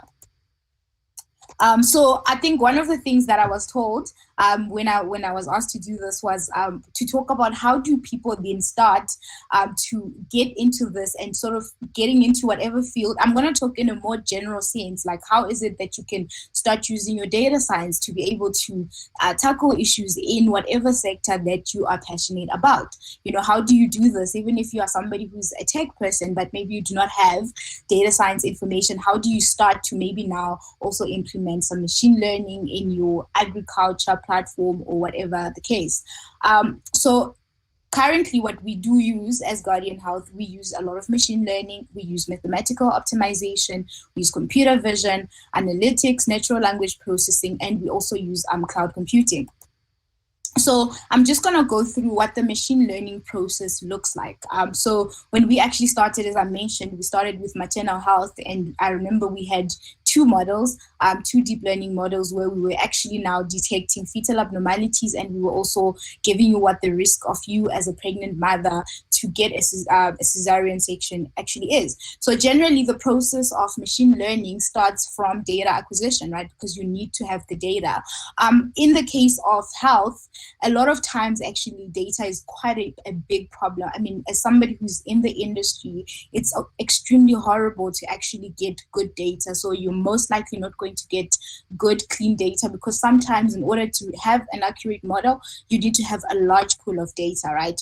So sometimes you might need to start with something and then start collecting and actually have data collection as part of the process. For some people, you might be wanting to solve a problem where there's really no data at all, or maybe the data is really not usable. You might need to be the person that starts the journey to say, how do we now collect the data? How do we make sure? And this is something that a lot of people in the industry are now doing, to say, as a company, as company ABC, how do we now make sure that we collect our data in such a way that it is much more usable and all of that stuff? Because sometimes people were not really collecting data in a way that is usable, or maybe the effort to really clean it up is maybe too expensive for them. So data acquisition is one of the most important things ever, because if we actually had data for most of the things, we would have solved so many problems. So that's the first part. You acquire data. But as I mentioned, a lot of time, the data that you're going to receive is going to just be some blob where it's really not clean, it's not usable. So you spend quite a lot of time here where you spend your time actually cleaning the data. So data cleaning, it requires you now to check if your data makes sense. For instance, you might be dealing with data that has to do with people in your community, right? If somebody is 200 years old, that's probably an error. So you need to make sure that your data actually makes sense for whatever field that you're working in. Does it make sense that somebody has this particular statistic? Is this some form of error? You need to check how much missing data do you have? Does it make sense to keep most of the roles that have a lot of missing data? Can you afford to drop those? Or can you afford to fill them up with some other values or whatever? These are now the decisions that you'd have to make sure that your data is usable. You now make sure that you check your data, you make sure that everything makes sense, you make sure that you don't have any data that doesn't make sense and all of that stuff. And so what you then do after that is that you now want to choose a machine learning model now that you actually would like to use. This really depends. Choosing it is not always a first time thing. For a lot of people actually try out different models, and then after that you see what the accuracies are, but it has to make sense, because if, for instance, you don't have linear data, you don't want to use linear regression, right, for instance. So this needs to make sense in terms of what your data is, and it's something that you learn as you sort of build more, you'll learn to understand that, okay, because I'm dealing with this sort of data set, this is maybe the first model that I should be trying out, and whatever, it doesn't make sense to use this model. So really it's something that will require quite a bit of research and a bit of learning as well. But that's usually the process where you can build a few models and then just try them out. And I'm actually going to tell you guys about online tools that you guys can try out to also quickly build a model in like a few minutes or whatever, and just test your stuff and then just see if it makes sense, or if it's giving some form of accuracy that at least is promising, that you can maybe now start tweaking it and everything. So you want to now build your data set. But before that, you can really do a lot of stat stuff as well, where you can do forecasting, where you can find some stats numbers as well, to just see if everything makes sense, to see what insights are you getting from your data. And this is really, really important, to understand your data in a way that you really, your plots, your visualizations, does your data make sense? What are the insights you're getting from your data? What is your data telling you, and all of that stuff before you even build. So the machine learning part, a lot of times, is like the last part, or sometimes the fastest part, actually. So the part that is really important is where you acquire data, you clean it, you do a lot of insights, you find out what is your data telling you, what are the trends that you're seeing in your data. Are there any trends? If you're dealing with a data set, for instance, that's talking about sales, when are we selling the most? Are we selling the most in summer? Are we selling the most in winter? And all of that stuff. So there's a lot of information you can get by just plotting your stuff and actually using normal statistics. Then after that, you can then move on to your machine learning stuff, and then do that. And also, just to mention here, sometimes you don't always have to plug in your machine learning. Sometimes it's not a problem that necessarily requires a model, because sometimes we find that a lot of people would just take machine learning and throw it in there because it sounds smart. When you tell people, oh, we have a machine learning model, it has to make sense. And then after that, you then go through a process of evaluating the model. So generally, you would split your data set. When you now want to train your model, you split it into a train, test, and validation set. And then after that, you want to evaluate your model. But you can also now start using your validation model to now start improving your accuracies and everything.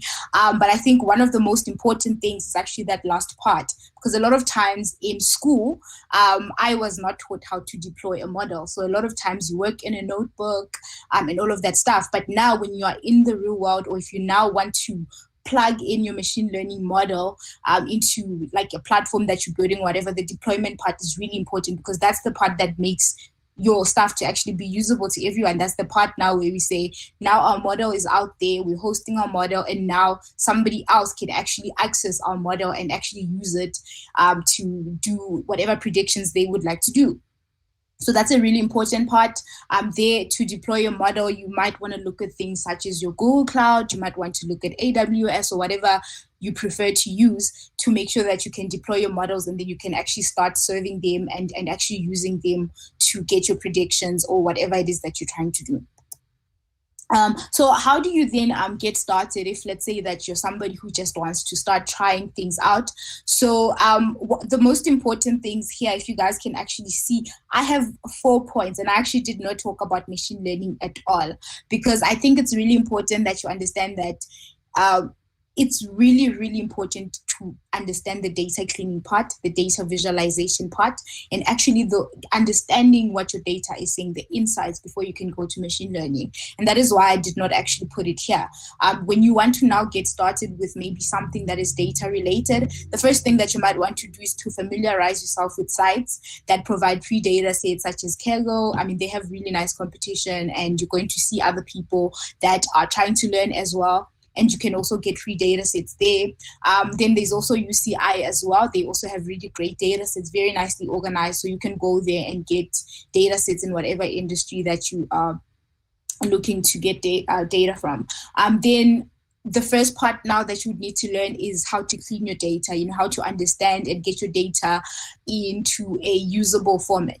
How do you now make sure that your data is actually usable, understanding your data, plotting your data, visualizing your data, using stats to forecast and get some insights from the data, and actually understanding that does it make sense. Sometimes you might need to do a little bit of industry research if you're working in an industry that you're not familiar with. For you to understand if your data makes sense, you might need to do a little bit of research to understand that. So for instance, I'm not a health person, but we've had to learn some of those things. We've had to look for industry expertise to understand if whatever we were actually looking at made sense or not.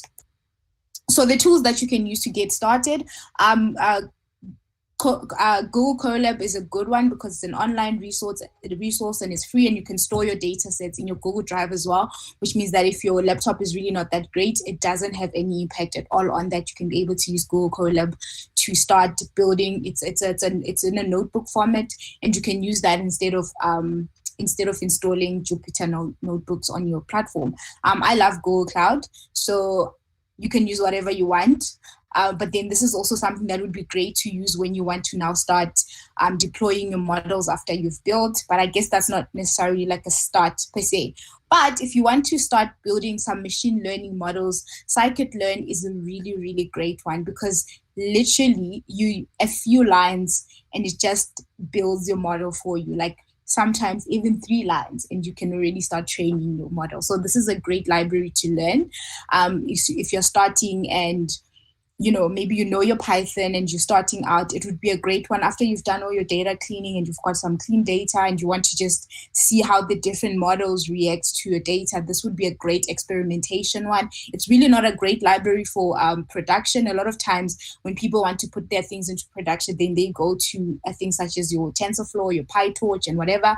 But if you just want to do some experimentation quickly before you build whatever you're going to end up putting into production, then scikit-learn is a great one to use. Then for data visualization, Data Studio is free and it's great as well. You can be able to visualize the data if you want to present to people and you've got a data set and there are really important insights that you feel are really important for you guys to make your decisions or whatever the case. Then Data Studio is a really, really great visualization tool as well, and it takes data from multiple sources. So that would be great. And when you're playing around in your collaboratory, Seaborn, Matplotlib are good libraries to also use to build plots and to visualize your data in your notebook as well. And yeah, guys, so that is it from me. Thank you so much for listening, and you guys can visit our website on guardianhealth.io. Thank you, guys.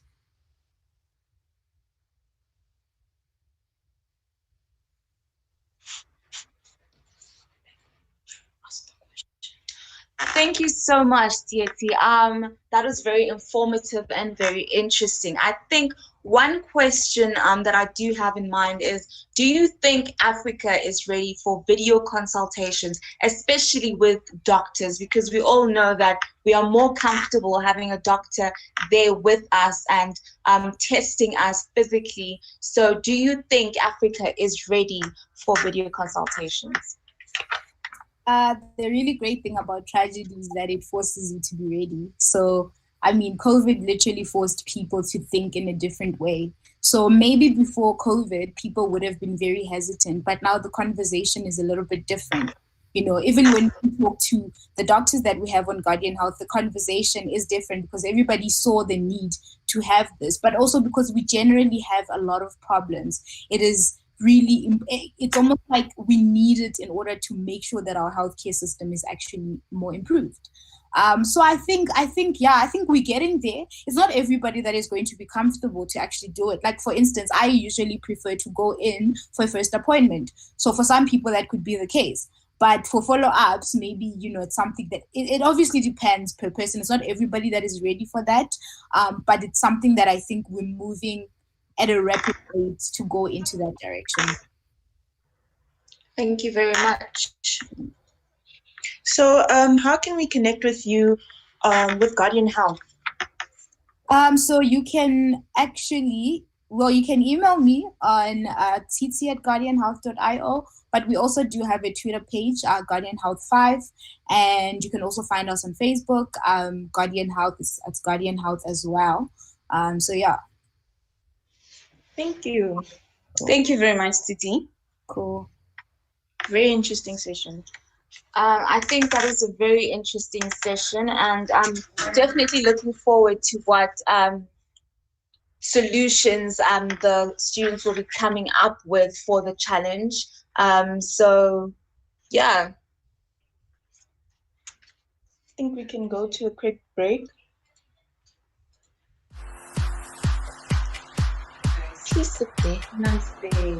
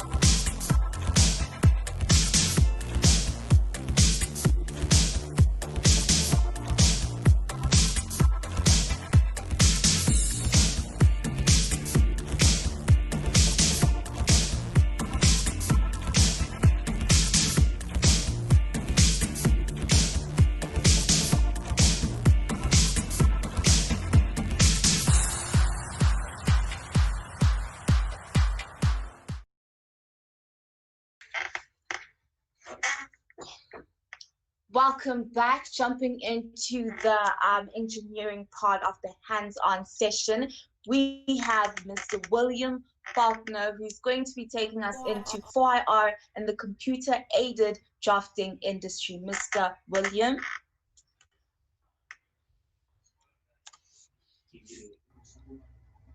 Hi guys, how you doing? Good, thanks to you. I'm all good. I'm good. Thank you so much for this great opportunity.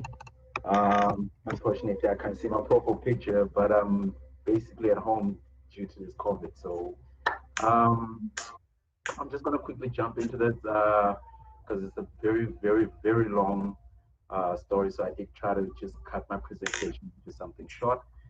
Let me just present this.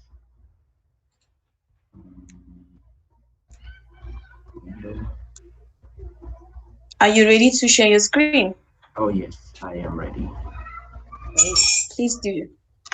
Okay. Just do it here. And I don't know if everybody can see my screen. Not yet. Yes, we can. All right. So perfect. Thank you. So basically, I'm the founder of Urula Academy. Actually it's Urula. It comes in two divisions. So basically, what we deal with creative, web development, branding, and social media marketing. And then the other division, which is Urula Academy, we deal with sorry to disturb. Your volume is low, William. My volume is low. Yes, I don't know if I'm the only one. We can hear him clearly, sir. You may continue, William. Okay, it's fine. Thanks. Okay. All right. Okay. Sorry, Togozani. All right. So with Urula Academy, what we're trying to do, just a quick one with you guys. We trying to focus on additive manufacturing. Now, additive manufacturing. I'm just gonna jump the slide real quick. Now, what is additive manufacturing? So additive manufacturing is pretty much 3D printing, to put it in short. It's a way of producing components in a very quick way, using different type of materials depending on what product that you're trying to produce. Now, the reason why we want to introduce this is because as everybody was listening yesterday, as a country, we actually lack in critical thinking. The art aspect in schools, whether it's high school, primary school, or TVET college or university, is pretty much being ignored. And that is causing serious problems because that way we are unable to produce anything of our own. We have to always import products or parts or anything that has to do with technology. So with 3D printing, it actually makes things easy. I mean, kids can actually produce their own toys, for example. In universities, you can create prototypes. For example, prosthetics are quite expensive right now. With 3D printing, we can actually improve those sectors. Um, so how does 3D printing work? So 3D printing, you choose the type of material that you're going to be using. And then secondly, what you do is you develop this using CAD software. For example, we have AutoCAD, we have a few more other products which I will actually mention as we go by. And then the second process is to design and modeling the simulation. So that is also done in the software where we create what we call an STL file. Now, an STL file is a file format that we use when we're doing 3D printing, pretty much similar to when you're saying MP3 or MP4 or JPEG or PNG. Then after that, we go to material processing and layering. Now, the material processing and layering is whereby now we actually feed that STL file into the 3D printer. And the 3D printer will read that file and actually produce the final project or final product. Now, how will this improve, or which sectors will this improve? So with this, we can apply this 3D printing in automotive, in aerospace, biomedical, consumer goods, and many others. You can see I just gave out a few examples of things that were 3D printed. So this is actually a chassis of a car. As you can see, it's actually 3D printed. It has this plastic material. And the second image is actually a soap holder, which you can actually put in a bathroom for holding soap. And the third picture is actually a 3D printed micro drone, which is very, very interesting. And I would love to touch base on that as we go forward too. How does one go about AM? So naturally, if you want to do 3D printing, you have to create the 3D model using 3D software. As I said, usually there are few softwares out there like Autodesk Fusion 360, which is the one that I use. We have Blender, we have ZBrush, which actually goes even further, whereby now you can even create characters and 3D print those the characters. However, 3D printing for beginners, you really don't have to have skills like professional skills for you to use the software. I mean, you can go as basic as you can, for starters. And there's tons and tons and tons of tutorials on the internet where you can just go and just watch a tutorial and just follow through until you get. But at the end of the day, I would still emphasize the fact that this really needs critical thinking. It needs you to have a way of solving problems. So you need to have some sort of artistic way of thinking, or if you see a problem and you can actually just sketch it real quick, or have someone who is an artist to help you. So you don't really have to be, or you don't really have to have a diploma or a degree to actually do additive manufacturing. Okay, just put that. Now, when you prepare these models, after you prepare the models, the CNC machine or the 3D printers, they use something called G-code. Now, G-code is a little bit mathematical because it uses your axis, your mathematical axis, which is your Y and your X, Y, and Z axis, in order for it to create the 3D model. So what are the gaps and needs for this? When we looked at it, we have system integration and software implementation, which will go down to material development and evaluation. Then it will also give you design methodologies and design and standards. Modeling and monitoring control processes, that's also important. Certification, if of course, if you're in TVET colleges or if you're in university.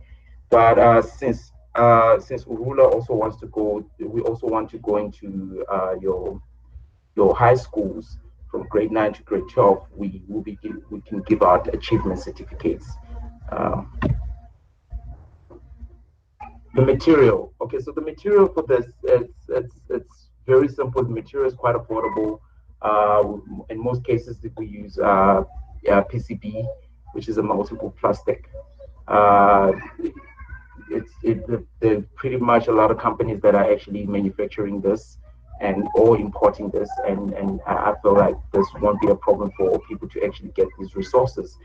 And as Urula, we've also worked with Academic Solutions and for Technical College.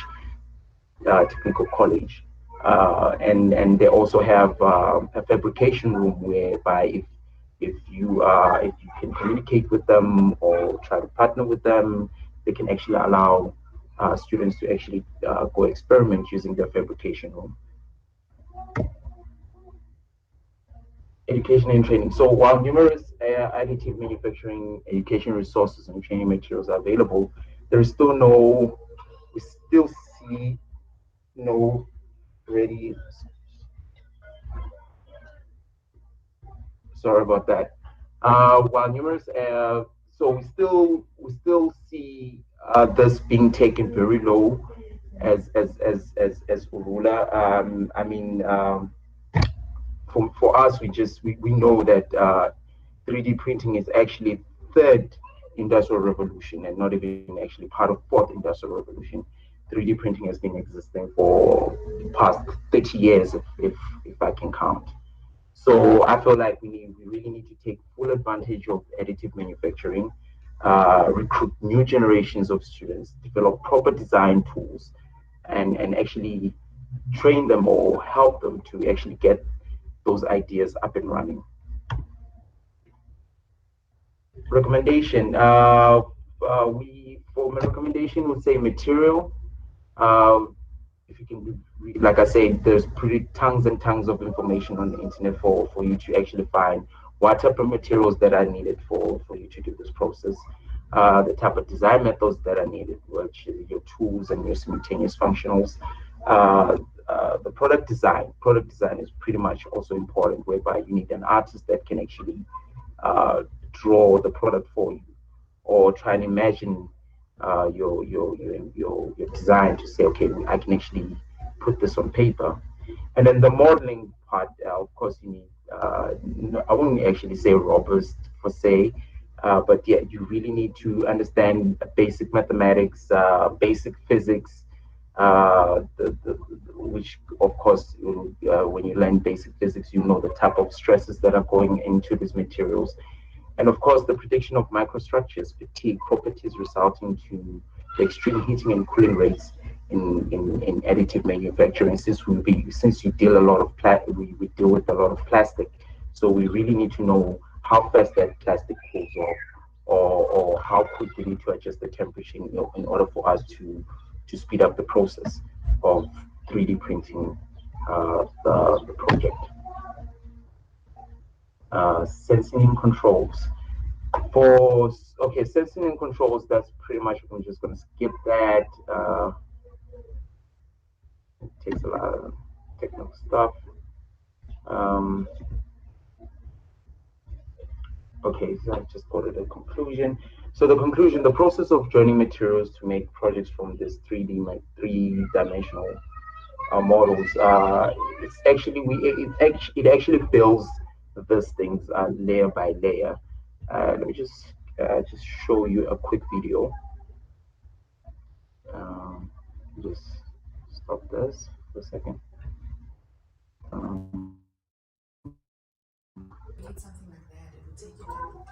Just share something else, just to show you how 3D print actually works. No, go back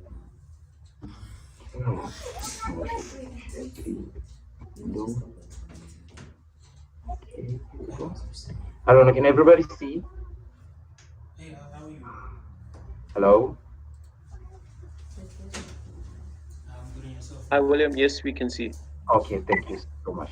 So I'm just going to play this quick video just to show you an example on how the layering was.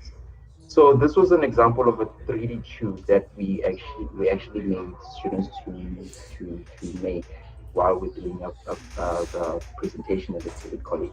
So pretty much this is how a 3D printer works, and this is how it actually looks like. So as you can see, it goes side to side from X to Y to Z to actually create this tube. And I'm sure you can actually see that there's some residue over there, just to show you that the plastic is actually being melted. And actually, this plate over here is also heated up. So when I was talking about controlling the temperature, we have to control the temperature not only on the nozzle, but also on the surface of where we're going to be 3D printing this. And if we move forward, you'd actually see that this 3D printer actually has a door. Of course, right here, you see the 3D printer has a door. That is also important because we need to control the room temperature. So if there's too much air going in, the plastic would harden really quick, hence resulting to a very bad product.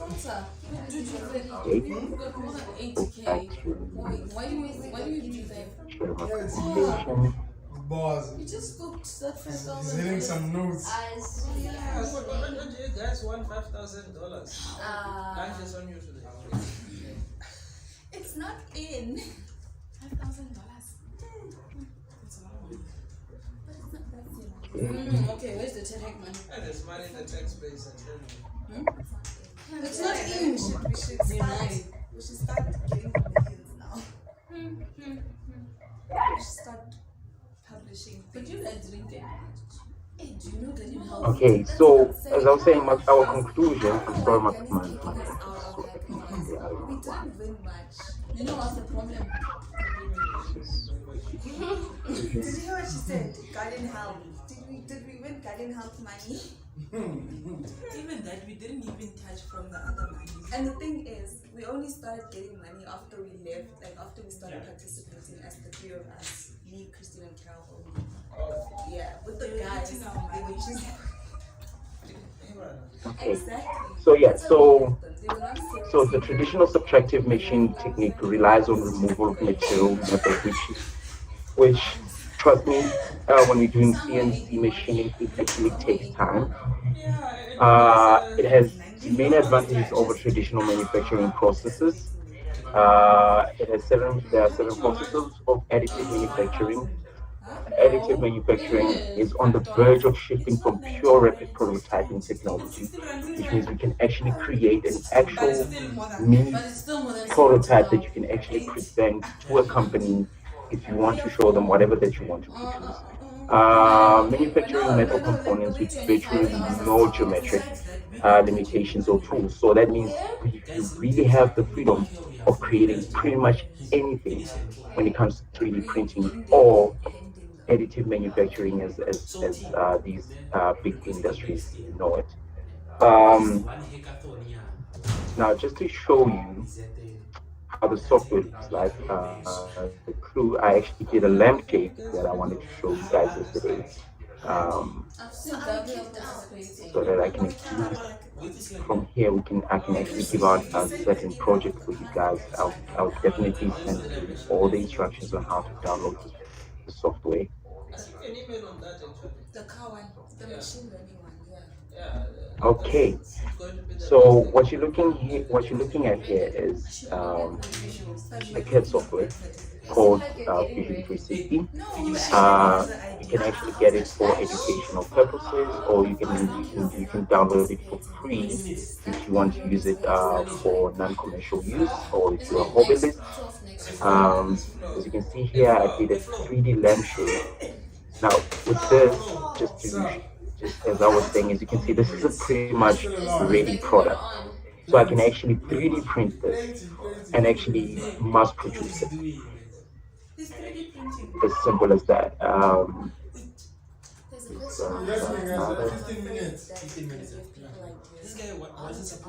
See at the bottom there. So pretty much with the software you can build, you can cut whatever that you want. You can see it's pretty user friendly. Pretty much straightforward. If you want to create Look a at T's sketch, facial if expression. you want to That's extrude. what they're doing now in the So Like the children said, why you are doing for 3D my printing, why you challenge doing for all you of that? guys, I would actually would love They're you getting guys 10 to years for this thing. um, Yeah, 3D print, but how create far this can it little go? Like, thing. what can it do? Just go back to You know, my you get PowerPoint 3D to see printed what gun. you They print food. That's what I was thinking. Create a 3D printed Can I'd I gun. like. print a I'd husband? definitely love you guys to create this Print food. little Print a husband. project. I would definitely send it to you guys so that I mean with all the instructions, everything has been put, all the measurements are there, and yeah. So pretty much No, is it that's who we possible? are, Is and it that's what we'd feasible? love Is it doable? to help when it Print a comes to the husband. fourth industrial revolution. We are currently working on a competition where kids are able to design and fabricate a drone, So much which money. means building, assembling, and The actually logo, the programming slogan. a drone which can Make be a man. driven using VR goggles or first view pilot. So thank you so much, guys, for your time, and I hope we. If you have any questions, if you have anything that you'd like to ask me, I'm pretty much ready right now. So yeah, that's who we are. Bermuda.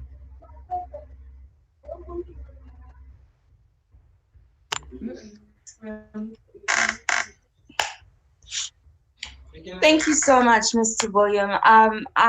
We do have a few questions. One question I want to start off with is, what is your take on people using 3D printers to print weapons? We do know that weapons do come with numbers that you can track. So what happens if a person uses a 3D printer to print a weapon? All right. Basically, to be honest with you, that's a very nice question, and I would like to emphasize on that. Um, yes, you can build weapons using 3D printing. It actually takes a lot of skills and a lot of research, and I believe as people we can actually come up with certain policies and certain safety measures that we can implement in order for such situations not to happen.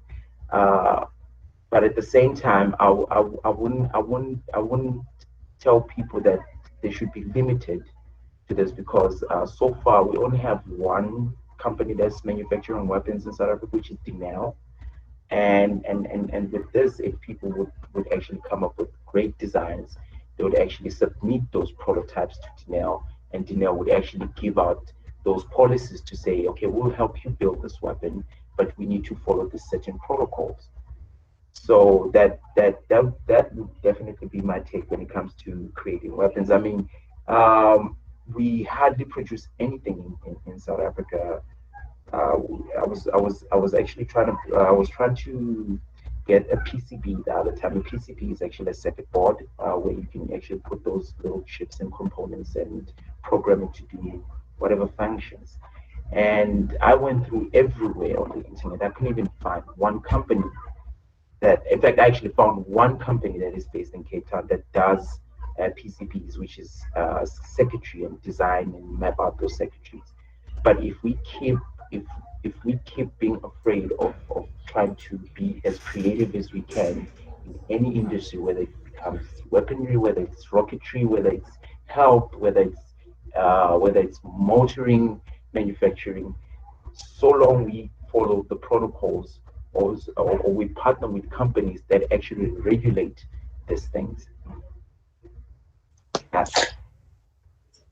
Are there any risks involved with 3D printing?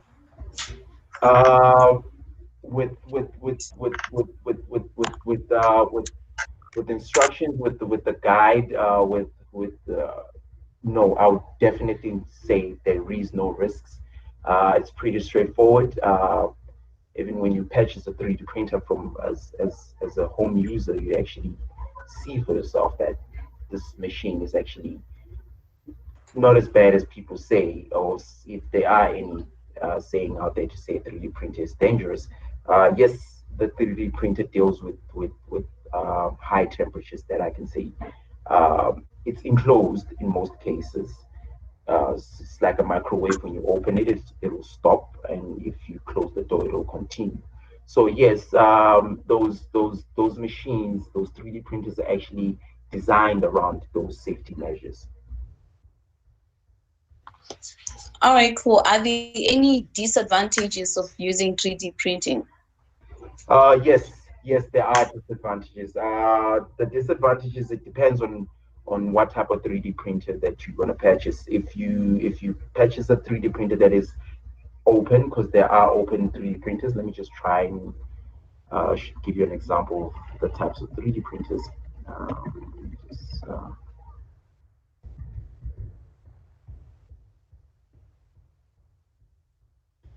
1 second. All right. I'm just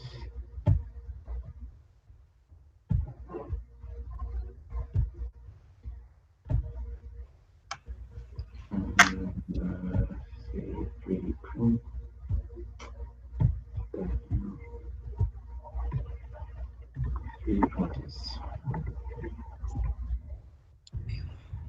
Are you winning, sir? Oh, I'm definitely winning. I'm so sorry. I'm just trying to go really quick on the internet just to give out the types and the ones that I feel that they would actually understand what I'm talking about. Mr. William, we just like to remind our watchers that we are on Twitter, so don't forget to use the hashtag #RiseTVET. That's Rise with the Z on Twitter. Show us your workspace. Let us know what you've learned so far and how exciting it is to learn more about 4IR and how excited you are about the challenges that are coming up. We will be discussing the challenges. That is Rise TVET on Twitter. That's Rise with a Z. All right. I don't know if you guys can see 3D printers there on your side. Yes, we can. Oh, yes. All right. So as you can see, I'll just talk about the ones on top. As you can see, we have We have actually two types here. We have, like, for example, this one is Flash Posh. See, this one over here is actually enclosed. So this is the best 3D printers that I would recommend. And then we have these ones on the side, like this one over here. Or should I just say the first one? This one that says quality. And so you see, these ones are the ones, I'll say these ones are they're not the best 3D printers. They have lots of disadvantages. You can't really control the room temperature. They're too open. That means you can easily touch the hot plate or you can touch the hot plastic. But at the same time, if you can actually see that the ones that are enclosed are actually, the price is actually higher than the ones that are open. So when it comes to safety and when it comes to disadvantages, it will actually depend on the type of quality of the 3D printer you're buying. I would actually recommend FlashForge, and I actually recommend MechaBot. MechaBot is actually one of the best 3D printing producers so far. They're based in America, and they produce the best 3D printers. As you can actually see in there, you can actually see an engine part being 3D printed. Do you see 3D printing being valuable in the educational system? 100%. 100%. Let me just debunk this for you. For example, I believe some of you are parents here. Imagine if your child can actually produce his or her own toys in the comfort of their own home. Imagine students coming up with solutions as quick as yesterday. If they see, or a tap at home has a handle is broken, and you can easily 3D print that handle. Your car part is broken. You don't really have to go purchase that. You can actually 3D produce it. So it has a huge advantage when if this is introduced, not only in TVET colleges, not only in universities, but also in law schools. Okay, thank you. Excitement for that question on whether 3D printing can be valuable in the educational system actually got me excited as well. I was very excited to hear how you'd answer that with the way you responded to it. And I think your response was very valuable. I think it would be a lot easier for us to print things that we need around the house, as we find that sometimes we do break things, certain things, and it would be great to just print it there and then and have a solution to our problems without having worrying to go out there and actually buy something. True, absolutely.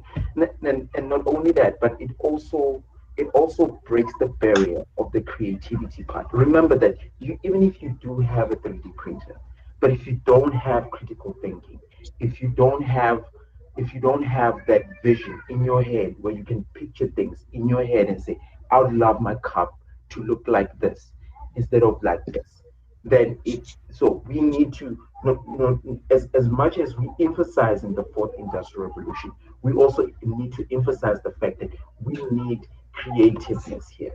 We need to also push the creativeness side of things. We also need to help the creative side of the education sector in order for us to actually achieve these things.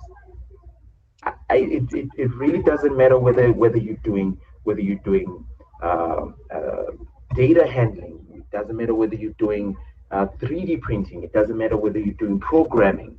It all goes back to critical thinking. Are we creative enough to actually tackle fourth industrial revolution? Interesting stuff. I mean, earlier on we had somebody from health who was presenting. Do you see it being integrated into other industries besides just engineering? Yes. It can integrate. The last presentation was talking about data. With data and 3D printing, everything, it all goes together. And if we can have data analysts telling us that this is what's happening. For example, let's just for argument's sake, let's say we go into aeronautics. We're trying to produce an airplane or a jumbo jet. With the data analysts, they would actually give us the correct data to say, look, usually the wind speed in South Africa is like this. The weather is always like this, and 1, 2, 3, and so forth. We take that data and build that model around the data set that we just got. And of course, if we include machine learning, it becomes even easier because now with artificial intelligence, we can actually get accurate designs to say, okay, we need to design our wings in this manner, or we need to design the front in this manner. So yes, everybody that's here today, everything that has been presented from yesterday until today, we can collaborate to actually make one thing. And what would you say is the future of 3D printing, especially in Africa? To be honest, when I did my research, I'd say we're pretty much behind, very much behind. Like I said, we actually like 30 years behind, but that doesn't stop us from creating the interest. That doesn't stop us from building interest. You see, the problem is building interest. Not that these things don't exist. These things have been existing way longer, but the interest. We have companies that just 3D print. There are companies that 3D print that I personally have worked with before, and they just have that information. I mean, they just have it, and they don't share it with the outside world. I mean, because there's money to be made. But if we can democratize those things, and partner with these companies and tell them that our students need this type of knowledge. You need to recruit people. How are you going to recruit people if people are not even aware that these things exist? Right now I was talking to my partner, and to say that the problem with fourth industrial revolution doesn't really start in TVET college. doesn't really study in university. Once you finish school, you should be knowing what you're going to be doing in university. So the problem really starts back in high school. We still have old educators that are not even tech ready. How do we fix that? How do we build interest? I think that's one of the major topics that as everybody as we are meeting, as we are doing these events, these are the type of topics that we really need to tackle first. How do we build interest?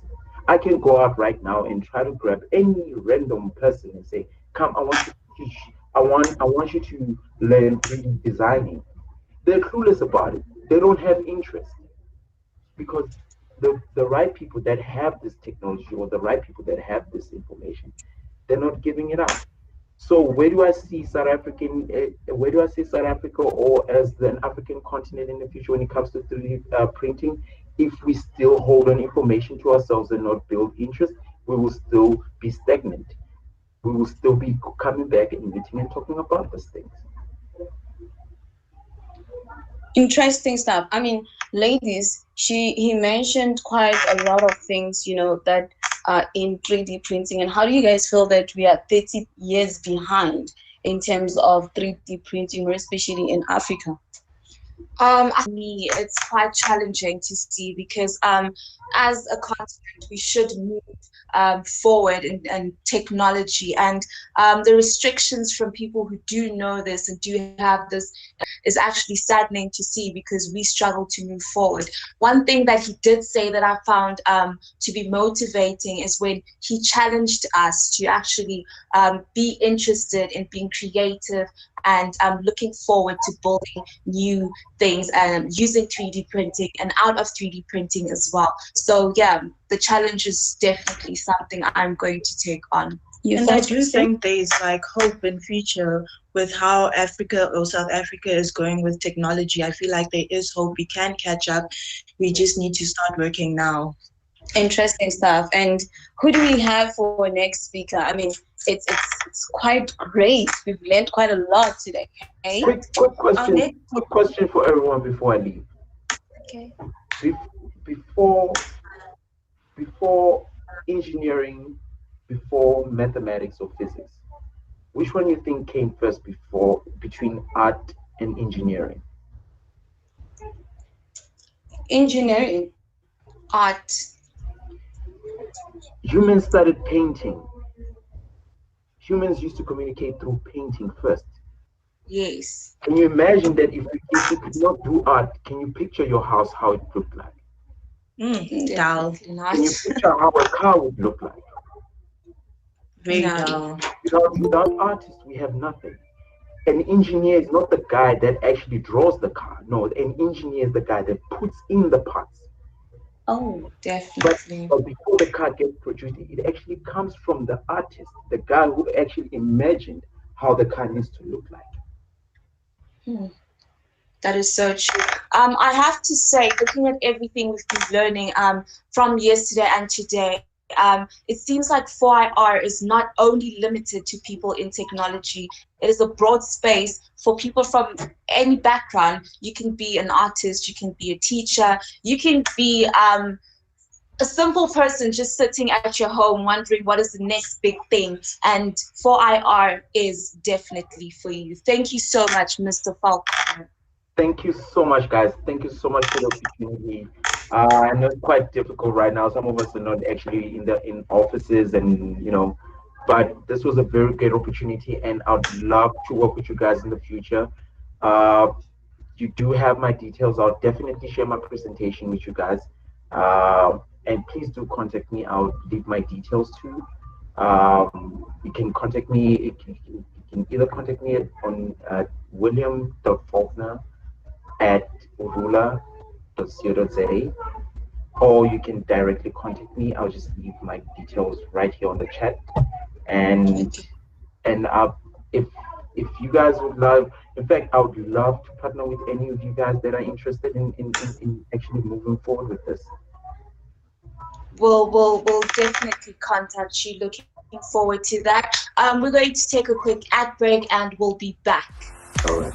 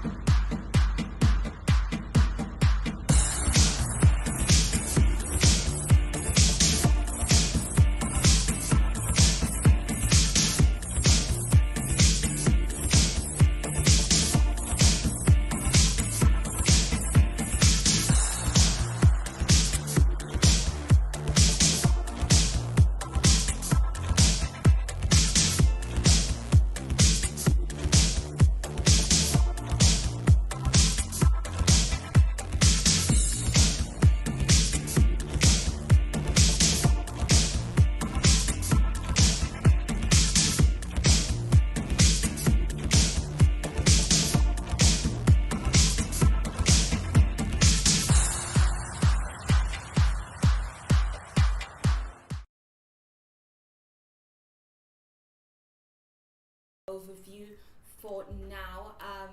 Do you guys want to start with the challenges? Yeah.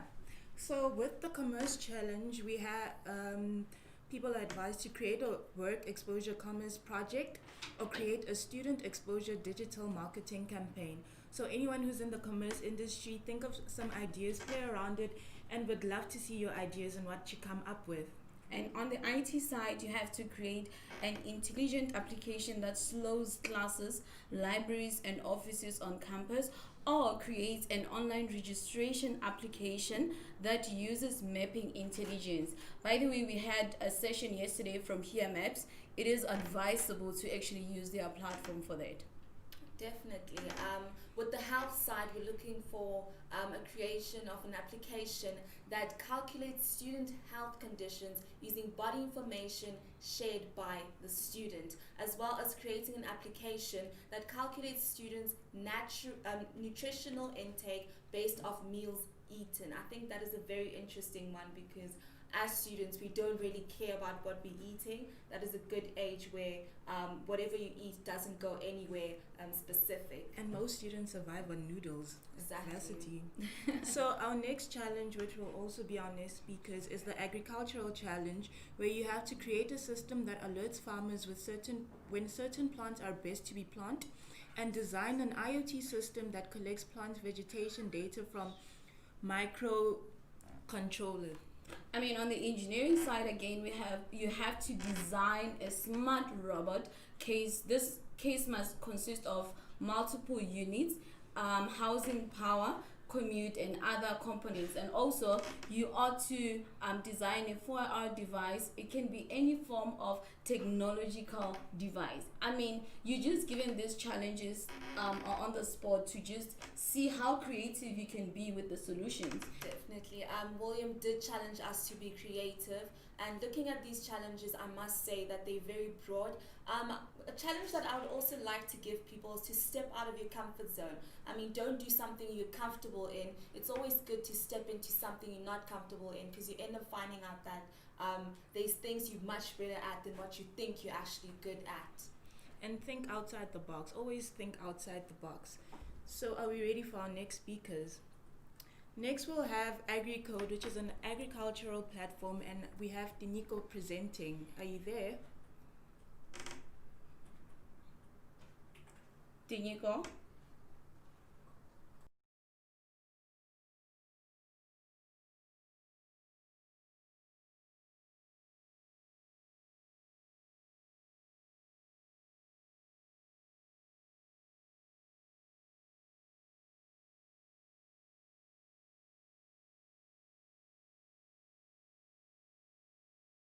Awesome.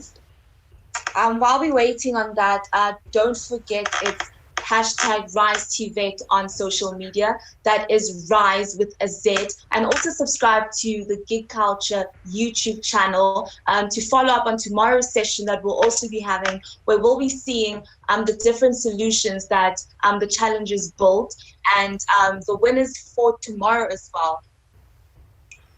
I wish I was participating. Hey, definitely too. Diniko, are you ready? Yes, I am. I'm Diniko from AgriCode. I'm a system developer at AgriCode, and I'll be presenting AgriCode. Okay.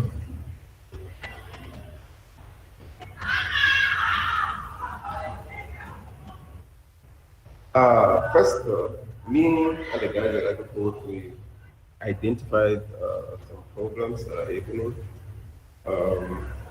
in the world, so that we can find solutions to them using technology. The problem is we have a changing climate. As you know, tomorrow it's hot, one day it's cold and all that. Pretty much changing. Hello?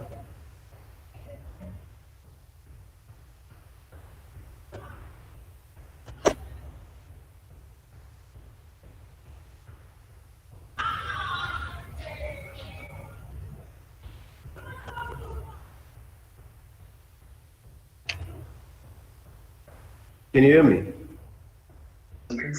Yes, we can hear you, but we can't see your screen. Let me start.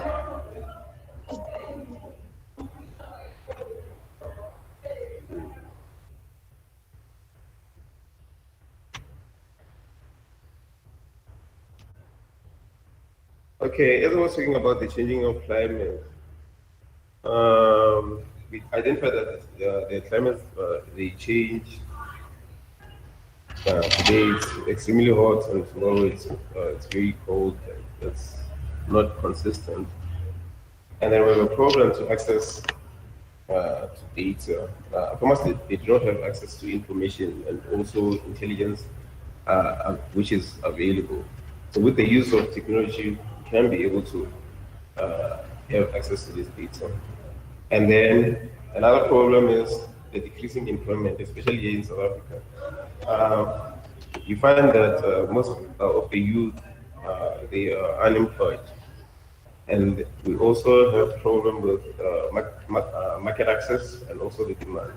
So farmers do not have access to provincial or national markets. They only do things locally. They are mostly based. They are mostly localized.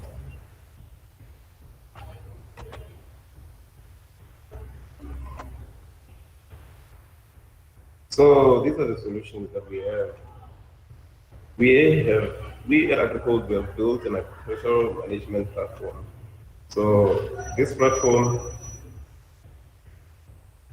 it provides the farmers with the tools that they need to sell their produce, and it also analyzes the data that is available, and it stay up to date of the current agricultural trend. Since our solution is community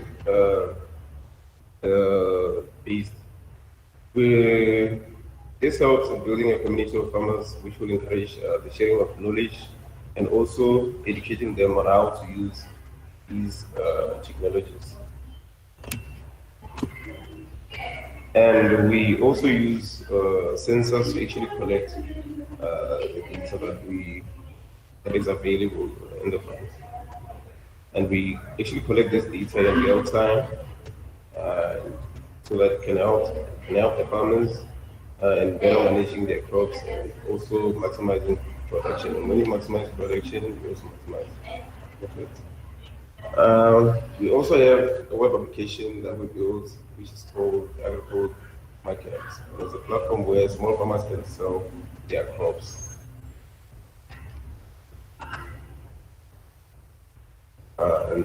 Thank you. So, if you want to have access to this platform, the link is agricode.vilit.co.za.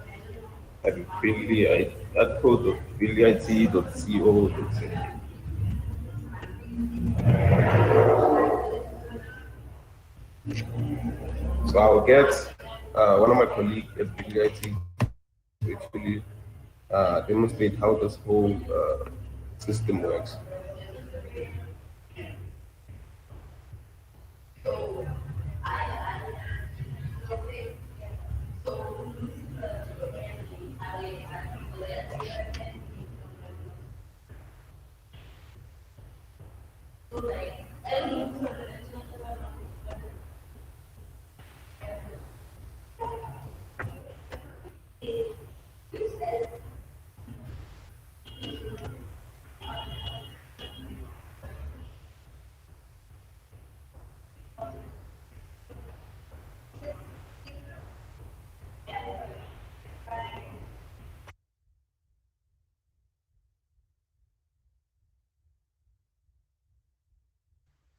No, skinny.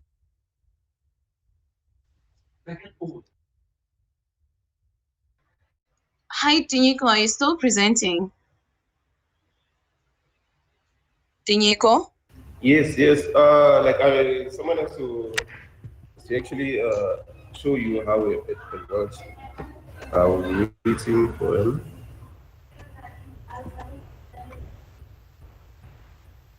Okay.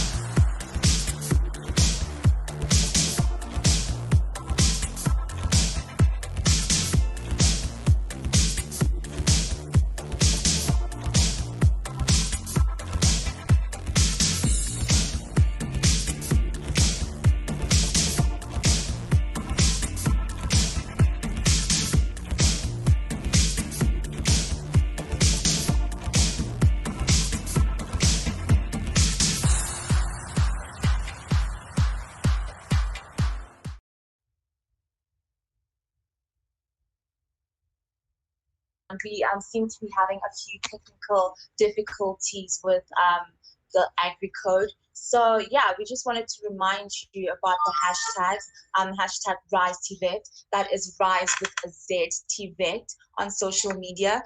Just share with us what you've been learning. I know I've learned a lot over the time, and I've been listening to a lot of interesting talks. So just jump in on the conversation and let us know what you have been learning, and share your workspace with us. Let's communicate. I mean, it simply shows you that no matter how hard you prepared for a presentation, you will still get technical glitches there and there, hey? Yeah, that's very true. But we need to get used to the online system now. I think it's time for us to start adapting and adjusting to it. I think this brings us back to the issue of fire and robots taking over the world. This definitely shows us that tech does malfunction, and we need to be there to fix it. So it's not taking over the world. We still have jobs. We just need to adapt to the new way of things happening, and definitely grow with tech so that we understand how to fix the errors, thus helping us secure our jobs. I mean, you guys are also part of the AgriCode team. Can you please share with us, while they're still fixing themselves, what exactly is AgriCode?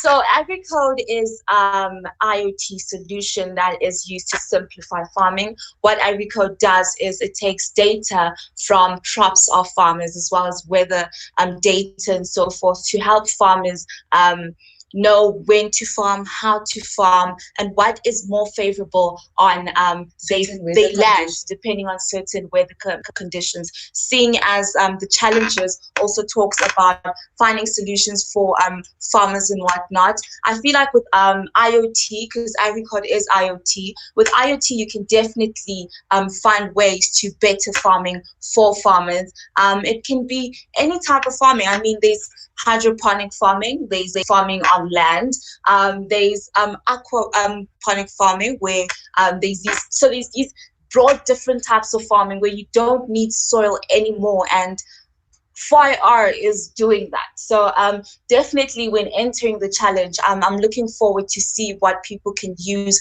FIRE for in terms of agriculture, because it is a very broad space. If you look at agriculture, it is not just about plants. There is agriculture in terms of livestock. There's agriculture in terms of finding out what plants need and when they need it. So it would be interesting to see people put together things that can feed plants and feed animals, track livestock, for example. Yeah, I think that is IoT in agriculture. Yeah, and I definitely think it's very broad, because with AgriCode, I know there is different sensors that they use, and you should always open your mind and not be limited to certain aspects. So with the challenges, we are looking forward to seeing broad things, and not just like our typical everyday agricultural problem. But I do say, this is just a tip for the challenges. Do check out data sources, check out what farmers need. Agriculture is a very what's the word? Safe space. So definitely do your research on the agricultural community before of thinking of an idea that will better farmers. Get to put yourself in a farmer's shoe. That's what I would say. I mean, not to put you guys on the spot. Your team is having technical glitches, and we're here to find out about what you guys are building. What's the future of tech in agriculture? Or agriculture, rather say, not box it as farming. I definitely have to say that the future of tech in agriculture is very broad. I feel like it is a definite need with climate change happening and all these different things that the world has been going through. If we look now, for example, everyone has been saying this, COVID-19, there's been a lot of things happening, food running out and all these different type of things. So with tech in agriculture, it would allow people to get their food when they need it, knowing what they're eating. So you can look at different nutritions in food, knowing that, okay, I am sick, I cannot eat this, I need this, or I'm allergic to this. Tech can definitely help you know that you should avoid this and that, and this is good for you. So if you're looking at tech in agriculture, it doesn't just stop with the farmer. It goes to stores, it goes to the person eating the produce. So tech is definitely very broad in agriculture, and it's a definite need within the agricultural space. And we've seen recently a lot of young farmers coming to the market, and they don't have direction as to how they should start. With AgriCode, we do educate farmers on what crops would be suitable for their farmland. We give them that information. So in that sense, we're helping them start their farming and take it to the market. So it's a platform to help young farmers come and get knowledge on farming and agriculture as a whole. Definitely, I'll have to say it's a builder farmer platform. So AgriCode builds farmers, and we do know that agriculture is very important in this world. So building a farmer is important. You can be at home farming in your own small space, or you can be a commercial farmer farming for a large number of people. AgriCode is definitely going to help you, and tech in agriculture can do that too. And how important was needs assessment in your solution? It's very important to know what not only what the farmers need, but what the plants need and what the stock needs, and also what the user, the person buying these things needs, because you can't build a solution for something and end up finding out that no, it's not needed. So that is time wasted. So it is very important to do research and find out what people need out there and what farmers need out there in order to connect them and to build a solution that caters to everyone and that can address everyone, but still make them comfortable enough to farm, make them comfortable enough to eat their food, knowing that it is good for them. We all know that these days people have different diets. There's people who are vegetarian, people who do not eat genetically modified food. So with AgriCode, we can definitely assure you that the produce you're eating is GMO free. That way you're eating something that is organic, and you don't have to worry and say, what if what I'm eating isn't organic, ruining your lifestyle and ruining your diet. So yeah. All right, cool. And what are the challenges that you guys faced? I mean, I with my understanding and my knowledge, this project started earlier this year, and we went into COVID, and a lot of things happened. And you guys are still students. We're talking to students here. What are the challenges that you guys faced when you guys were building this solution? So I think, first of all, our team started and we didn't know each other. So it was getting to know each other that was a bit of a challenge, and getting used to each other.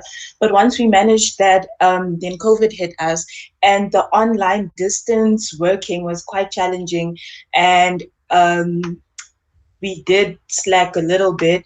But yeah, at the end of the day, I feel like good communication is the key to any functional workspace. If you keep communication there, then your projects can go swiftly and smoothly. But yeah, that's what I feel. Something I'd also like to add on, we did notice, because while we were doing research, we did notice that farmers out there are very interested in using tech in the agricultural space. They're very open-minded and very interested in adapting to technology in agriculture. It's very interesting to see, because unlike other fields, the agricultural department is actually one space where farmers are very open and welcoming to technology. We didn't face much challenges, but what I can say is learning and understanding the produce and the farmers' needs is something that we came across and had to do research on very fast. Like we did say, data is very important. We had a session of data, and you do realize that data, finding accurate data, is very important in building a solution. I mean, for somebody out there who's a student who doesn't know anything about competitions and all of those things that you guys are doing, and you ladies are doing amazing, by the way. So what advice would you give to that student out there who just has an idea and wants to actually start executing it? What advice would you actually give to those kind of people? Don't undermine yourself. That's one thing. If you have an idea, try your best to implement it. The moment you start doubting yourself or undermining yourself, that's when you'll crash. But as long as you have the confidence, you put the confidence in yourself that I can do this, I want to do this, and I can achieve this, everything will go swiftly. You just need to now put in the effort to get what you want to come to life. I also will say that social media is your best friend. The tech space is very welcoming. I only joined late last year, and it's been such a great journey because it's so welcoming. So you end up finding out that you'll just post asking for information, and you can easily find information about different things. If you do want more information, go to Twitter and follow Geek Culture on Twitter, and also hashtag Rise TVET. That way you can learn more about how you can take your solutions and how you can enter competitions in order to grow yourself as a techie. Mr. Ntluri, you seem to look fine. Are you still on the call? Are you still presenting? Did you fix your technical glitches? What's happening? Yes. We managed to fix something. All right, cool. Can we proceed with your presentation? All right. Here with me, I have the agri-food device. Inside this, it has sensors. It has the humidity sensor, and then this is your soil sensor. You see it right there.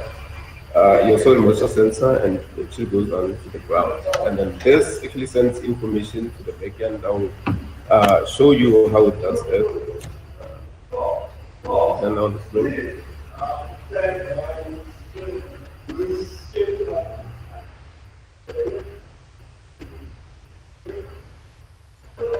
Mr. Ntluri, are you still showcasing? Yes, I am. You went off. 7 minutes left. Okay.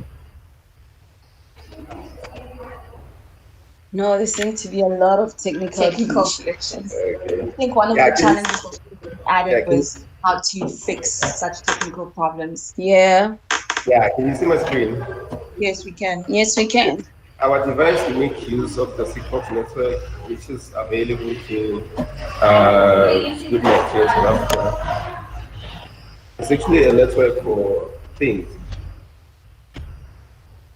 I currently have my device, which is connected right now. I'm going to show you. So basically, you can even track the location of the device. So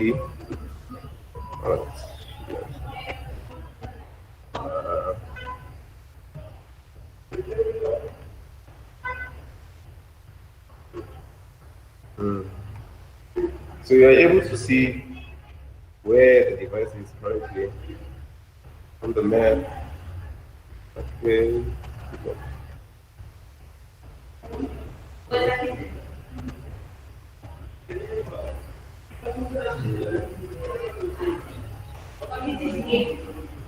I went to the wrong device. We have too many connected right now. Check on the map.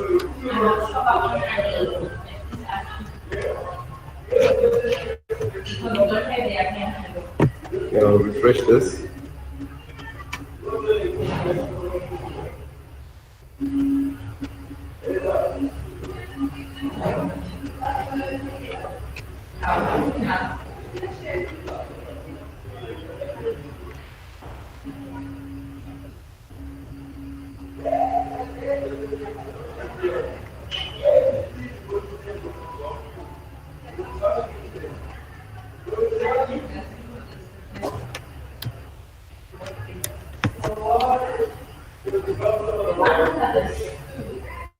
Supposed to show the location where it is right now. There's a problem again. All right, I will just continue. Okay. So it is.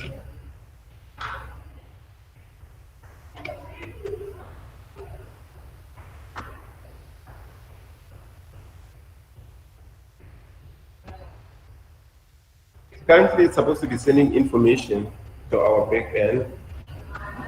I'll show you what kind of information it's sending.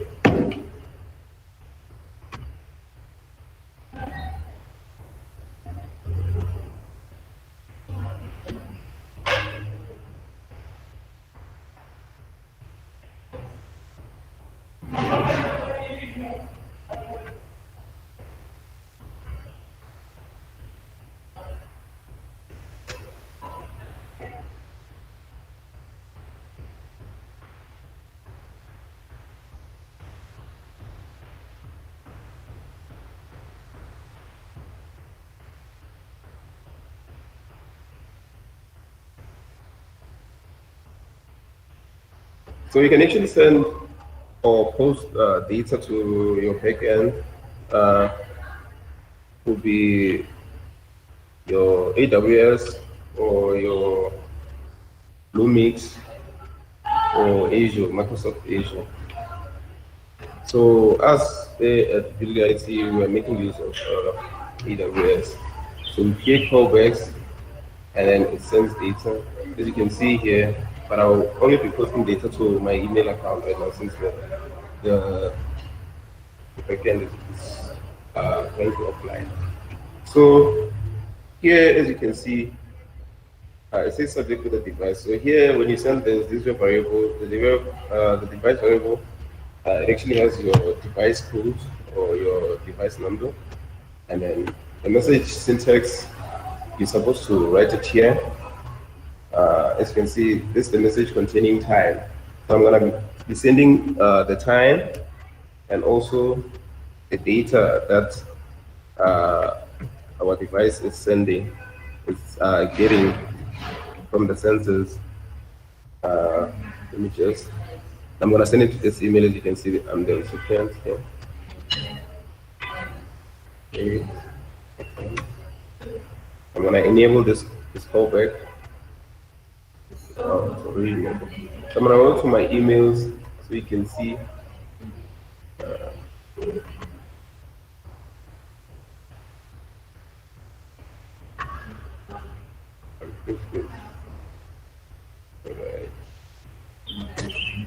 Okay, these were messages that were sent earlier. It's still refreshing. So as you can see, this is actually what your time, but your time here is now in hexadecimal. So you need to decode this. So you're able to do that using other backends. So I was just testing whether this device does send information or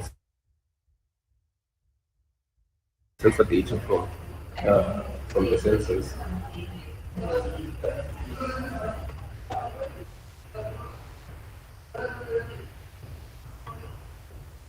Let me check it.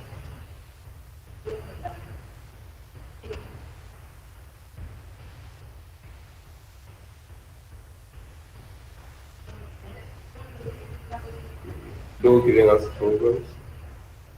So it's not showing the location that it's supposed to be. So here you can even use the data, your statistics data, to also check whether it was on or it was off. You can see here on the graph, you also have timestamps and the messages that it's sending. You can see here it says uplink user messages. So it only sent 11 messages. So that was before we could even present.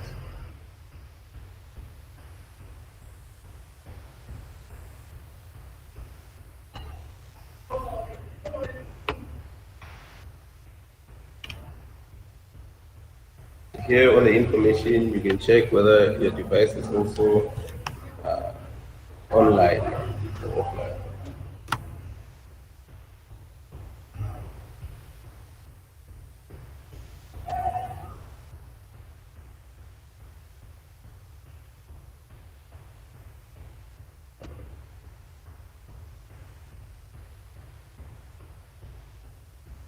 So I'm going to demo how you create a fallback using AWS.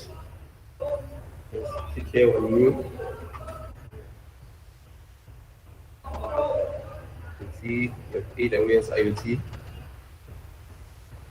And then you launch your stack.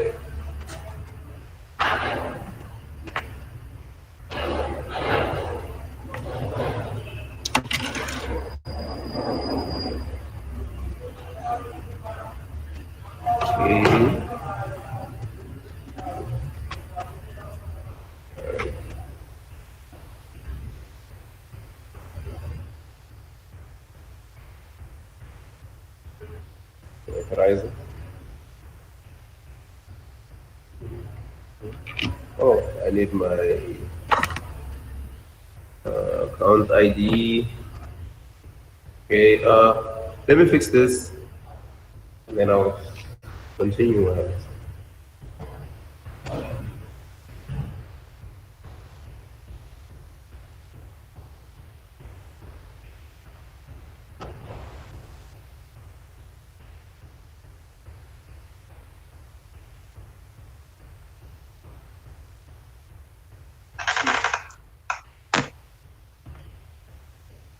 Sorry, Tiiko. Unfortunately, due to time, we'll have to cut this short.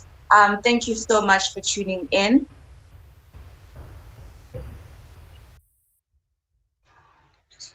Okay, cool. Okay, so that was Tiiko from what Agricode does and how to use agriculture in the tech space. Moving on, I think we're just going to recap on what happened today. What was the highlight for today for both of you? I mean, there was so much we learned today. I mean, the 3D printing. Yeah, that was also very informative for me. I enjoyed that part of the segment and seeing how we can integrate 3D printing with education, especially as what played a big role in today's event for me. I mean, I was very impressed. I'm not really impressed with the fact that we are 30 years behind, but I was impressed that there is a room for us to actually upskill ourselves and get into this new technologies that are out there currently in this 4-hour chamber thing. I think for me, it has to be when Mr. Falcone actually challenged us to be more creative. I feel like with technology these days, everything being on the phone, a lot of youngsters are less creative, and he did mention that art came before engineering, and when we are younger, that is where our art highlight is at. So if we're not artistic from a young age, we fail on that engineering part as well. So my highlight for me was definitely when he challenged us to be more artistic and more creative. I feel like that is something that can definitely take Africa as a whole to higher grounds.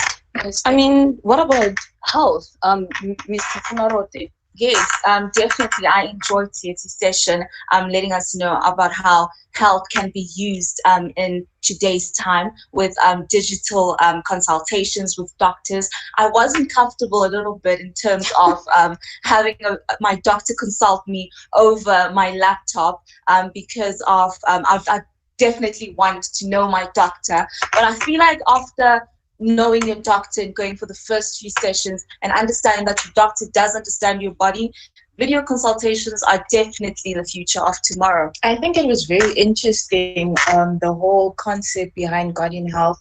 I think in future it probably would be a option. I don't necessarily know if I would be ready for it right now, but it would definitely be something that I would look into in the health industry. I'm very excited about their growth, especially in health, and that they chose to disrupt the health department. You know, usually you'd go to your hospitals, your doctors, you queue, all of those things. Now we can do everything on our fingertips. You get it? It definitely saves time. Like, you won't have to wake up early, go stand in a queue and wait for the doctor to check you. So that's one positive thing that I like about the whole platform that they have. I am hoping it is cheaper to have a video consultation than actually going inside. We'll see about it. We also had Dr. Plantenga also discuss research. He touched on research and how important it is to have research before looking for a solution. He did talk about how there's a lot of rural areas within South Africa where schools do not have toilets. I feel like it would be great to actually look into that and research more to find a solution for that. For me, it was very interesting because I used to want to do statistics, and seeing how he was playing around with all this data like sparked that interest back into me. But it's not a field I would think of going into, but it was definitely interesting, and it would be nice to learn more about statistics and the different things you can do with the data you collect. I mean, looking at that graph, more especially, I saw it on Twitter as well. I think Misho posted the graph where it was scattered around that data. It showed us that there's a lot we can actually do with the data that's provided, and it shows that we have to really think about solutions, more especially in our tech scene. Yeah, that is so true. Moving on, we had Vuyani who touched on robotics and in 4IR and so forth. He touched on the 3D animation modeling, front end, back end, and all those different things. There's one thing he did say where he actually pointed out that robotics and AI is not going to take over our jobs. We just need to move with the times. So I think that is something else. I feel like I was challenged a lot today. Move with the times, be creative, be artistic. Yeah, what did you think about Mr. Vianney's presentation? It was the part about the artificial intelligence and how when I want something, I go on Facebook and I can see that thing without looking for it. That scared me a little bit, but I definitely think that it is a very interesting specter. The whole artificial intelligence thing, it's something worth looking into. I was not impressed with the privacy factor though, that we do not have privacy over our data, and we really don't know what happens behind these companies. I mean, we trust these companies with our data so much that whenever we use their apps, they actually use our data and for advertising, for example, to target us. You know, I was not really comfortable with that. But for the fact that we can actually work with the robots and automate some jobs, I mean, it's what they try. I have to say, I used to be very weirded out when I would talk to someone about buying something and go to a social platform and actually find it there. But what makes me comfortable is the fact that I actually know that I can build this and I can control it on my own. So that makes me slightly comfortable. Next, we had Prof. Joloski, who actually discussed, he actually put us into what exactly 4IR thing is and what 4IR consists of. I feel like from yesterday, we had a discussion about what exactly 4IR is, and having him have the video and explaining it actually opened my mind more and understood more about what 4IR is. And seeing how broad it is, it was very interesting. And it definitely challenged me personally to go read more into it and not just stick to the whole idea that I had at first of what 4IR is. And I think a lot of people were also challenged to look into 4IR and to go for 4IR. I mean, we had a lot of definitions from ourselves of what 4IR is. I remember when we were sitting together and we were asking ourselves, what exactly is 4IR? And we had robots taking over the world. We had this different perspectives of what 4IR is. But I believe now we are on the same page, from learning from yesterday with the maps and everything else, and to today into engineering, robots, health. We quite informed right now. Definitely. I have to say, to close off the challenges, we have challenges in commerce, IT, health, agriculture, as well as engineering. So for all you tech students out there, even if you're not in the tech industry or the tech field of study, be open to taking up those challenges and seeing what you can build to take over those challenges and build something productive, I have to say. I think that closes off day 2. We'd just like to thank our partners, which is Academic Solutions, Geek Culture, Department of Telecommunications and Postal Services, NYDA, Department of Higher Education and Training, Cybono, and that is it. That is the end of Day 2 TVET National 4IR Expo, brought to you by Academic Solutions and Geek Culture. We're looking forward to seeing you tomorrow. Please subscribe to our channel on Geek Culture. Also, don't forget to post hashtag Rise TVET on social media and follow Geek Culture on social media as well.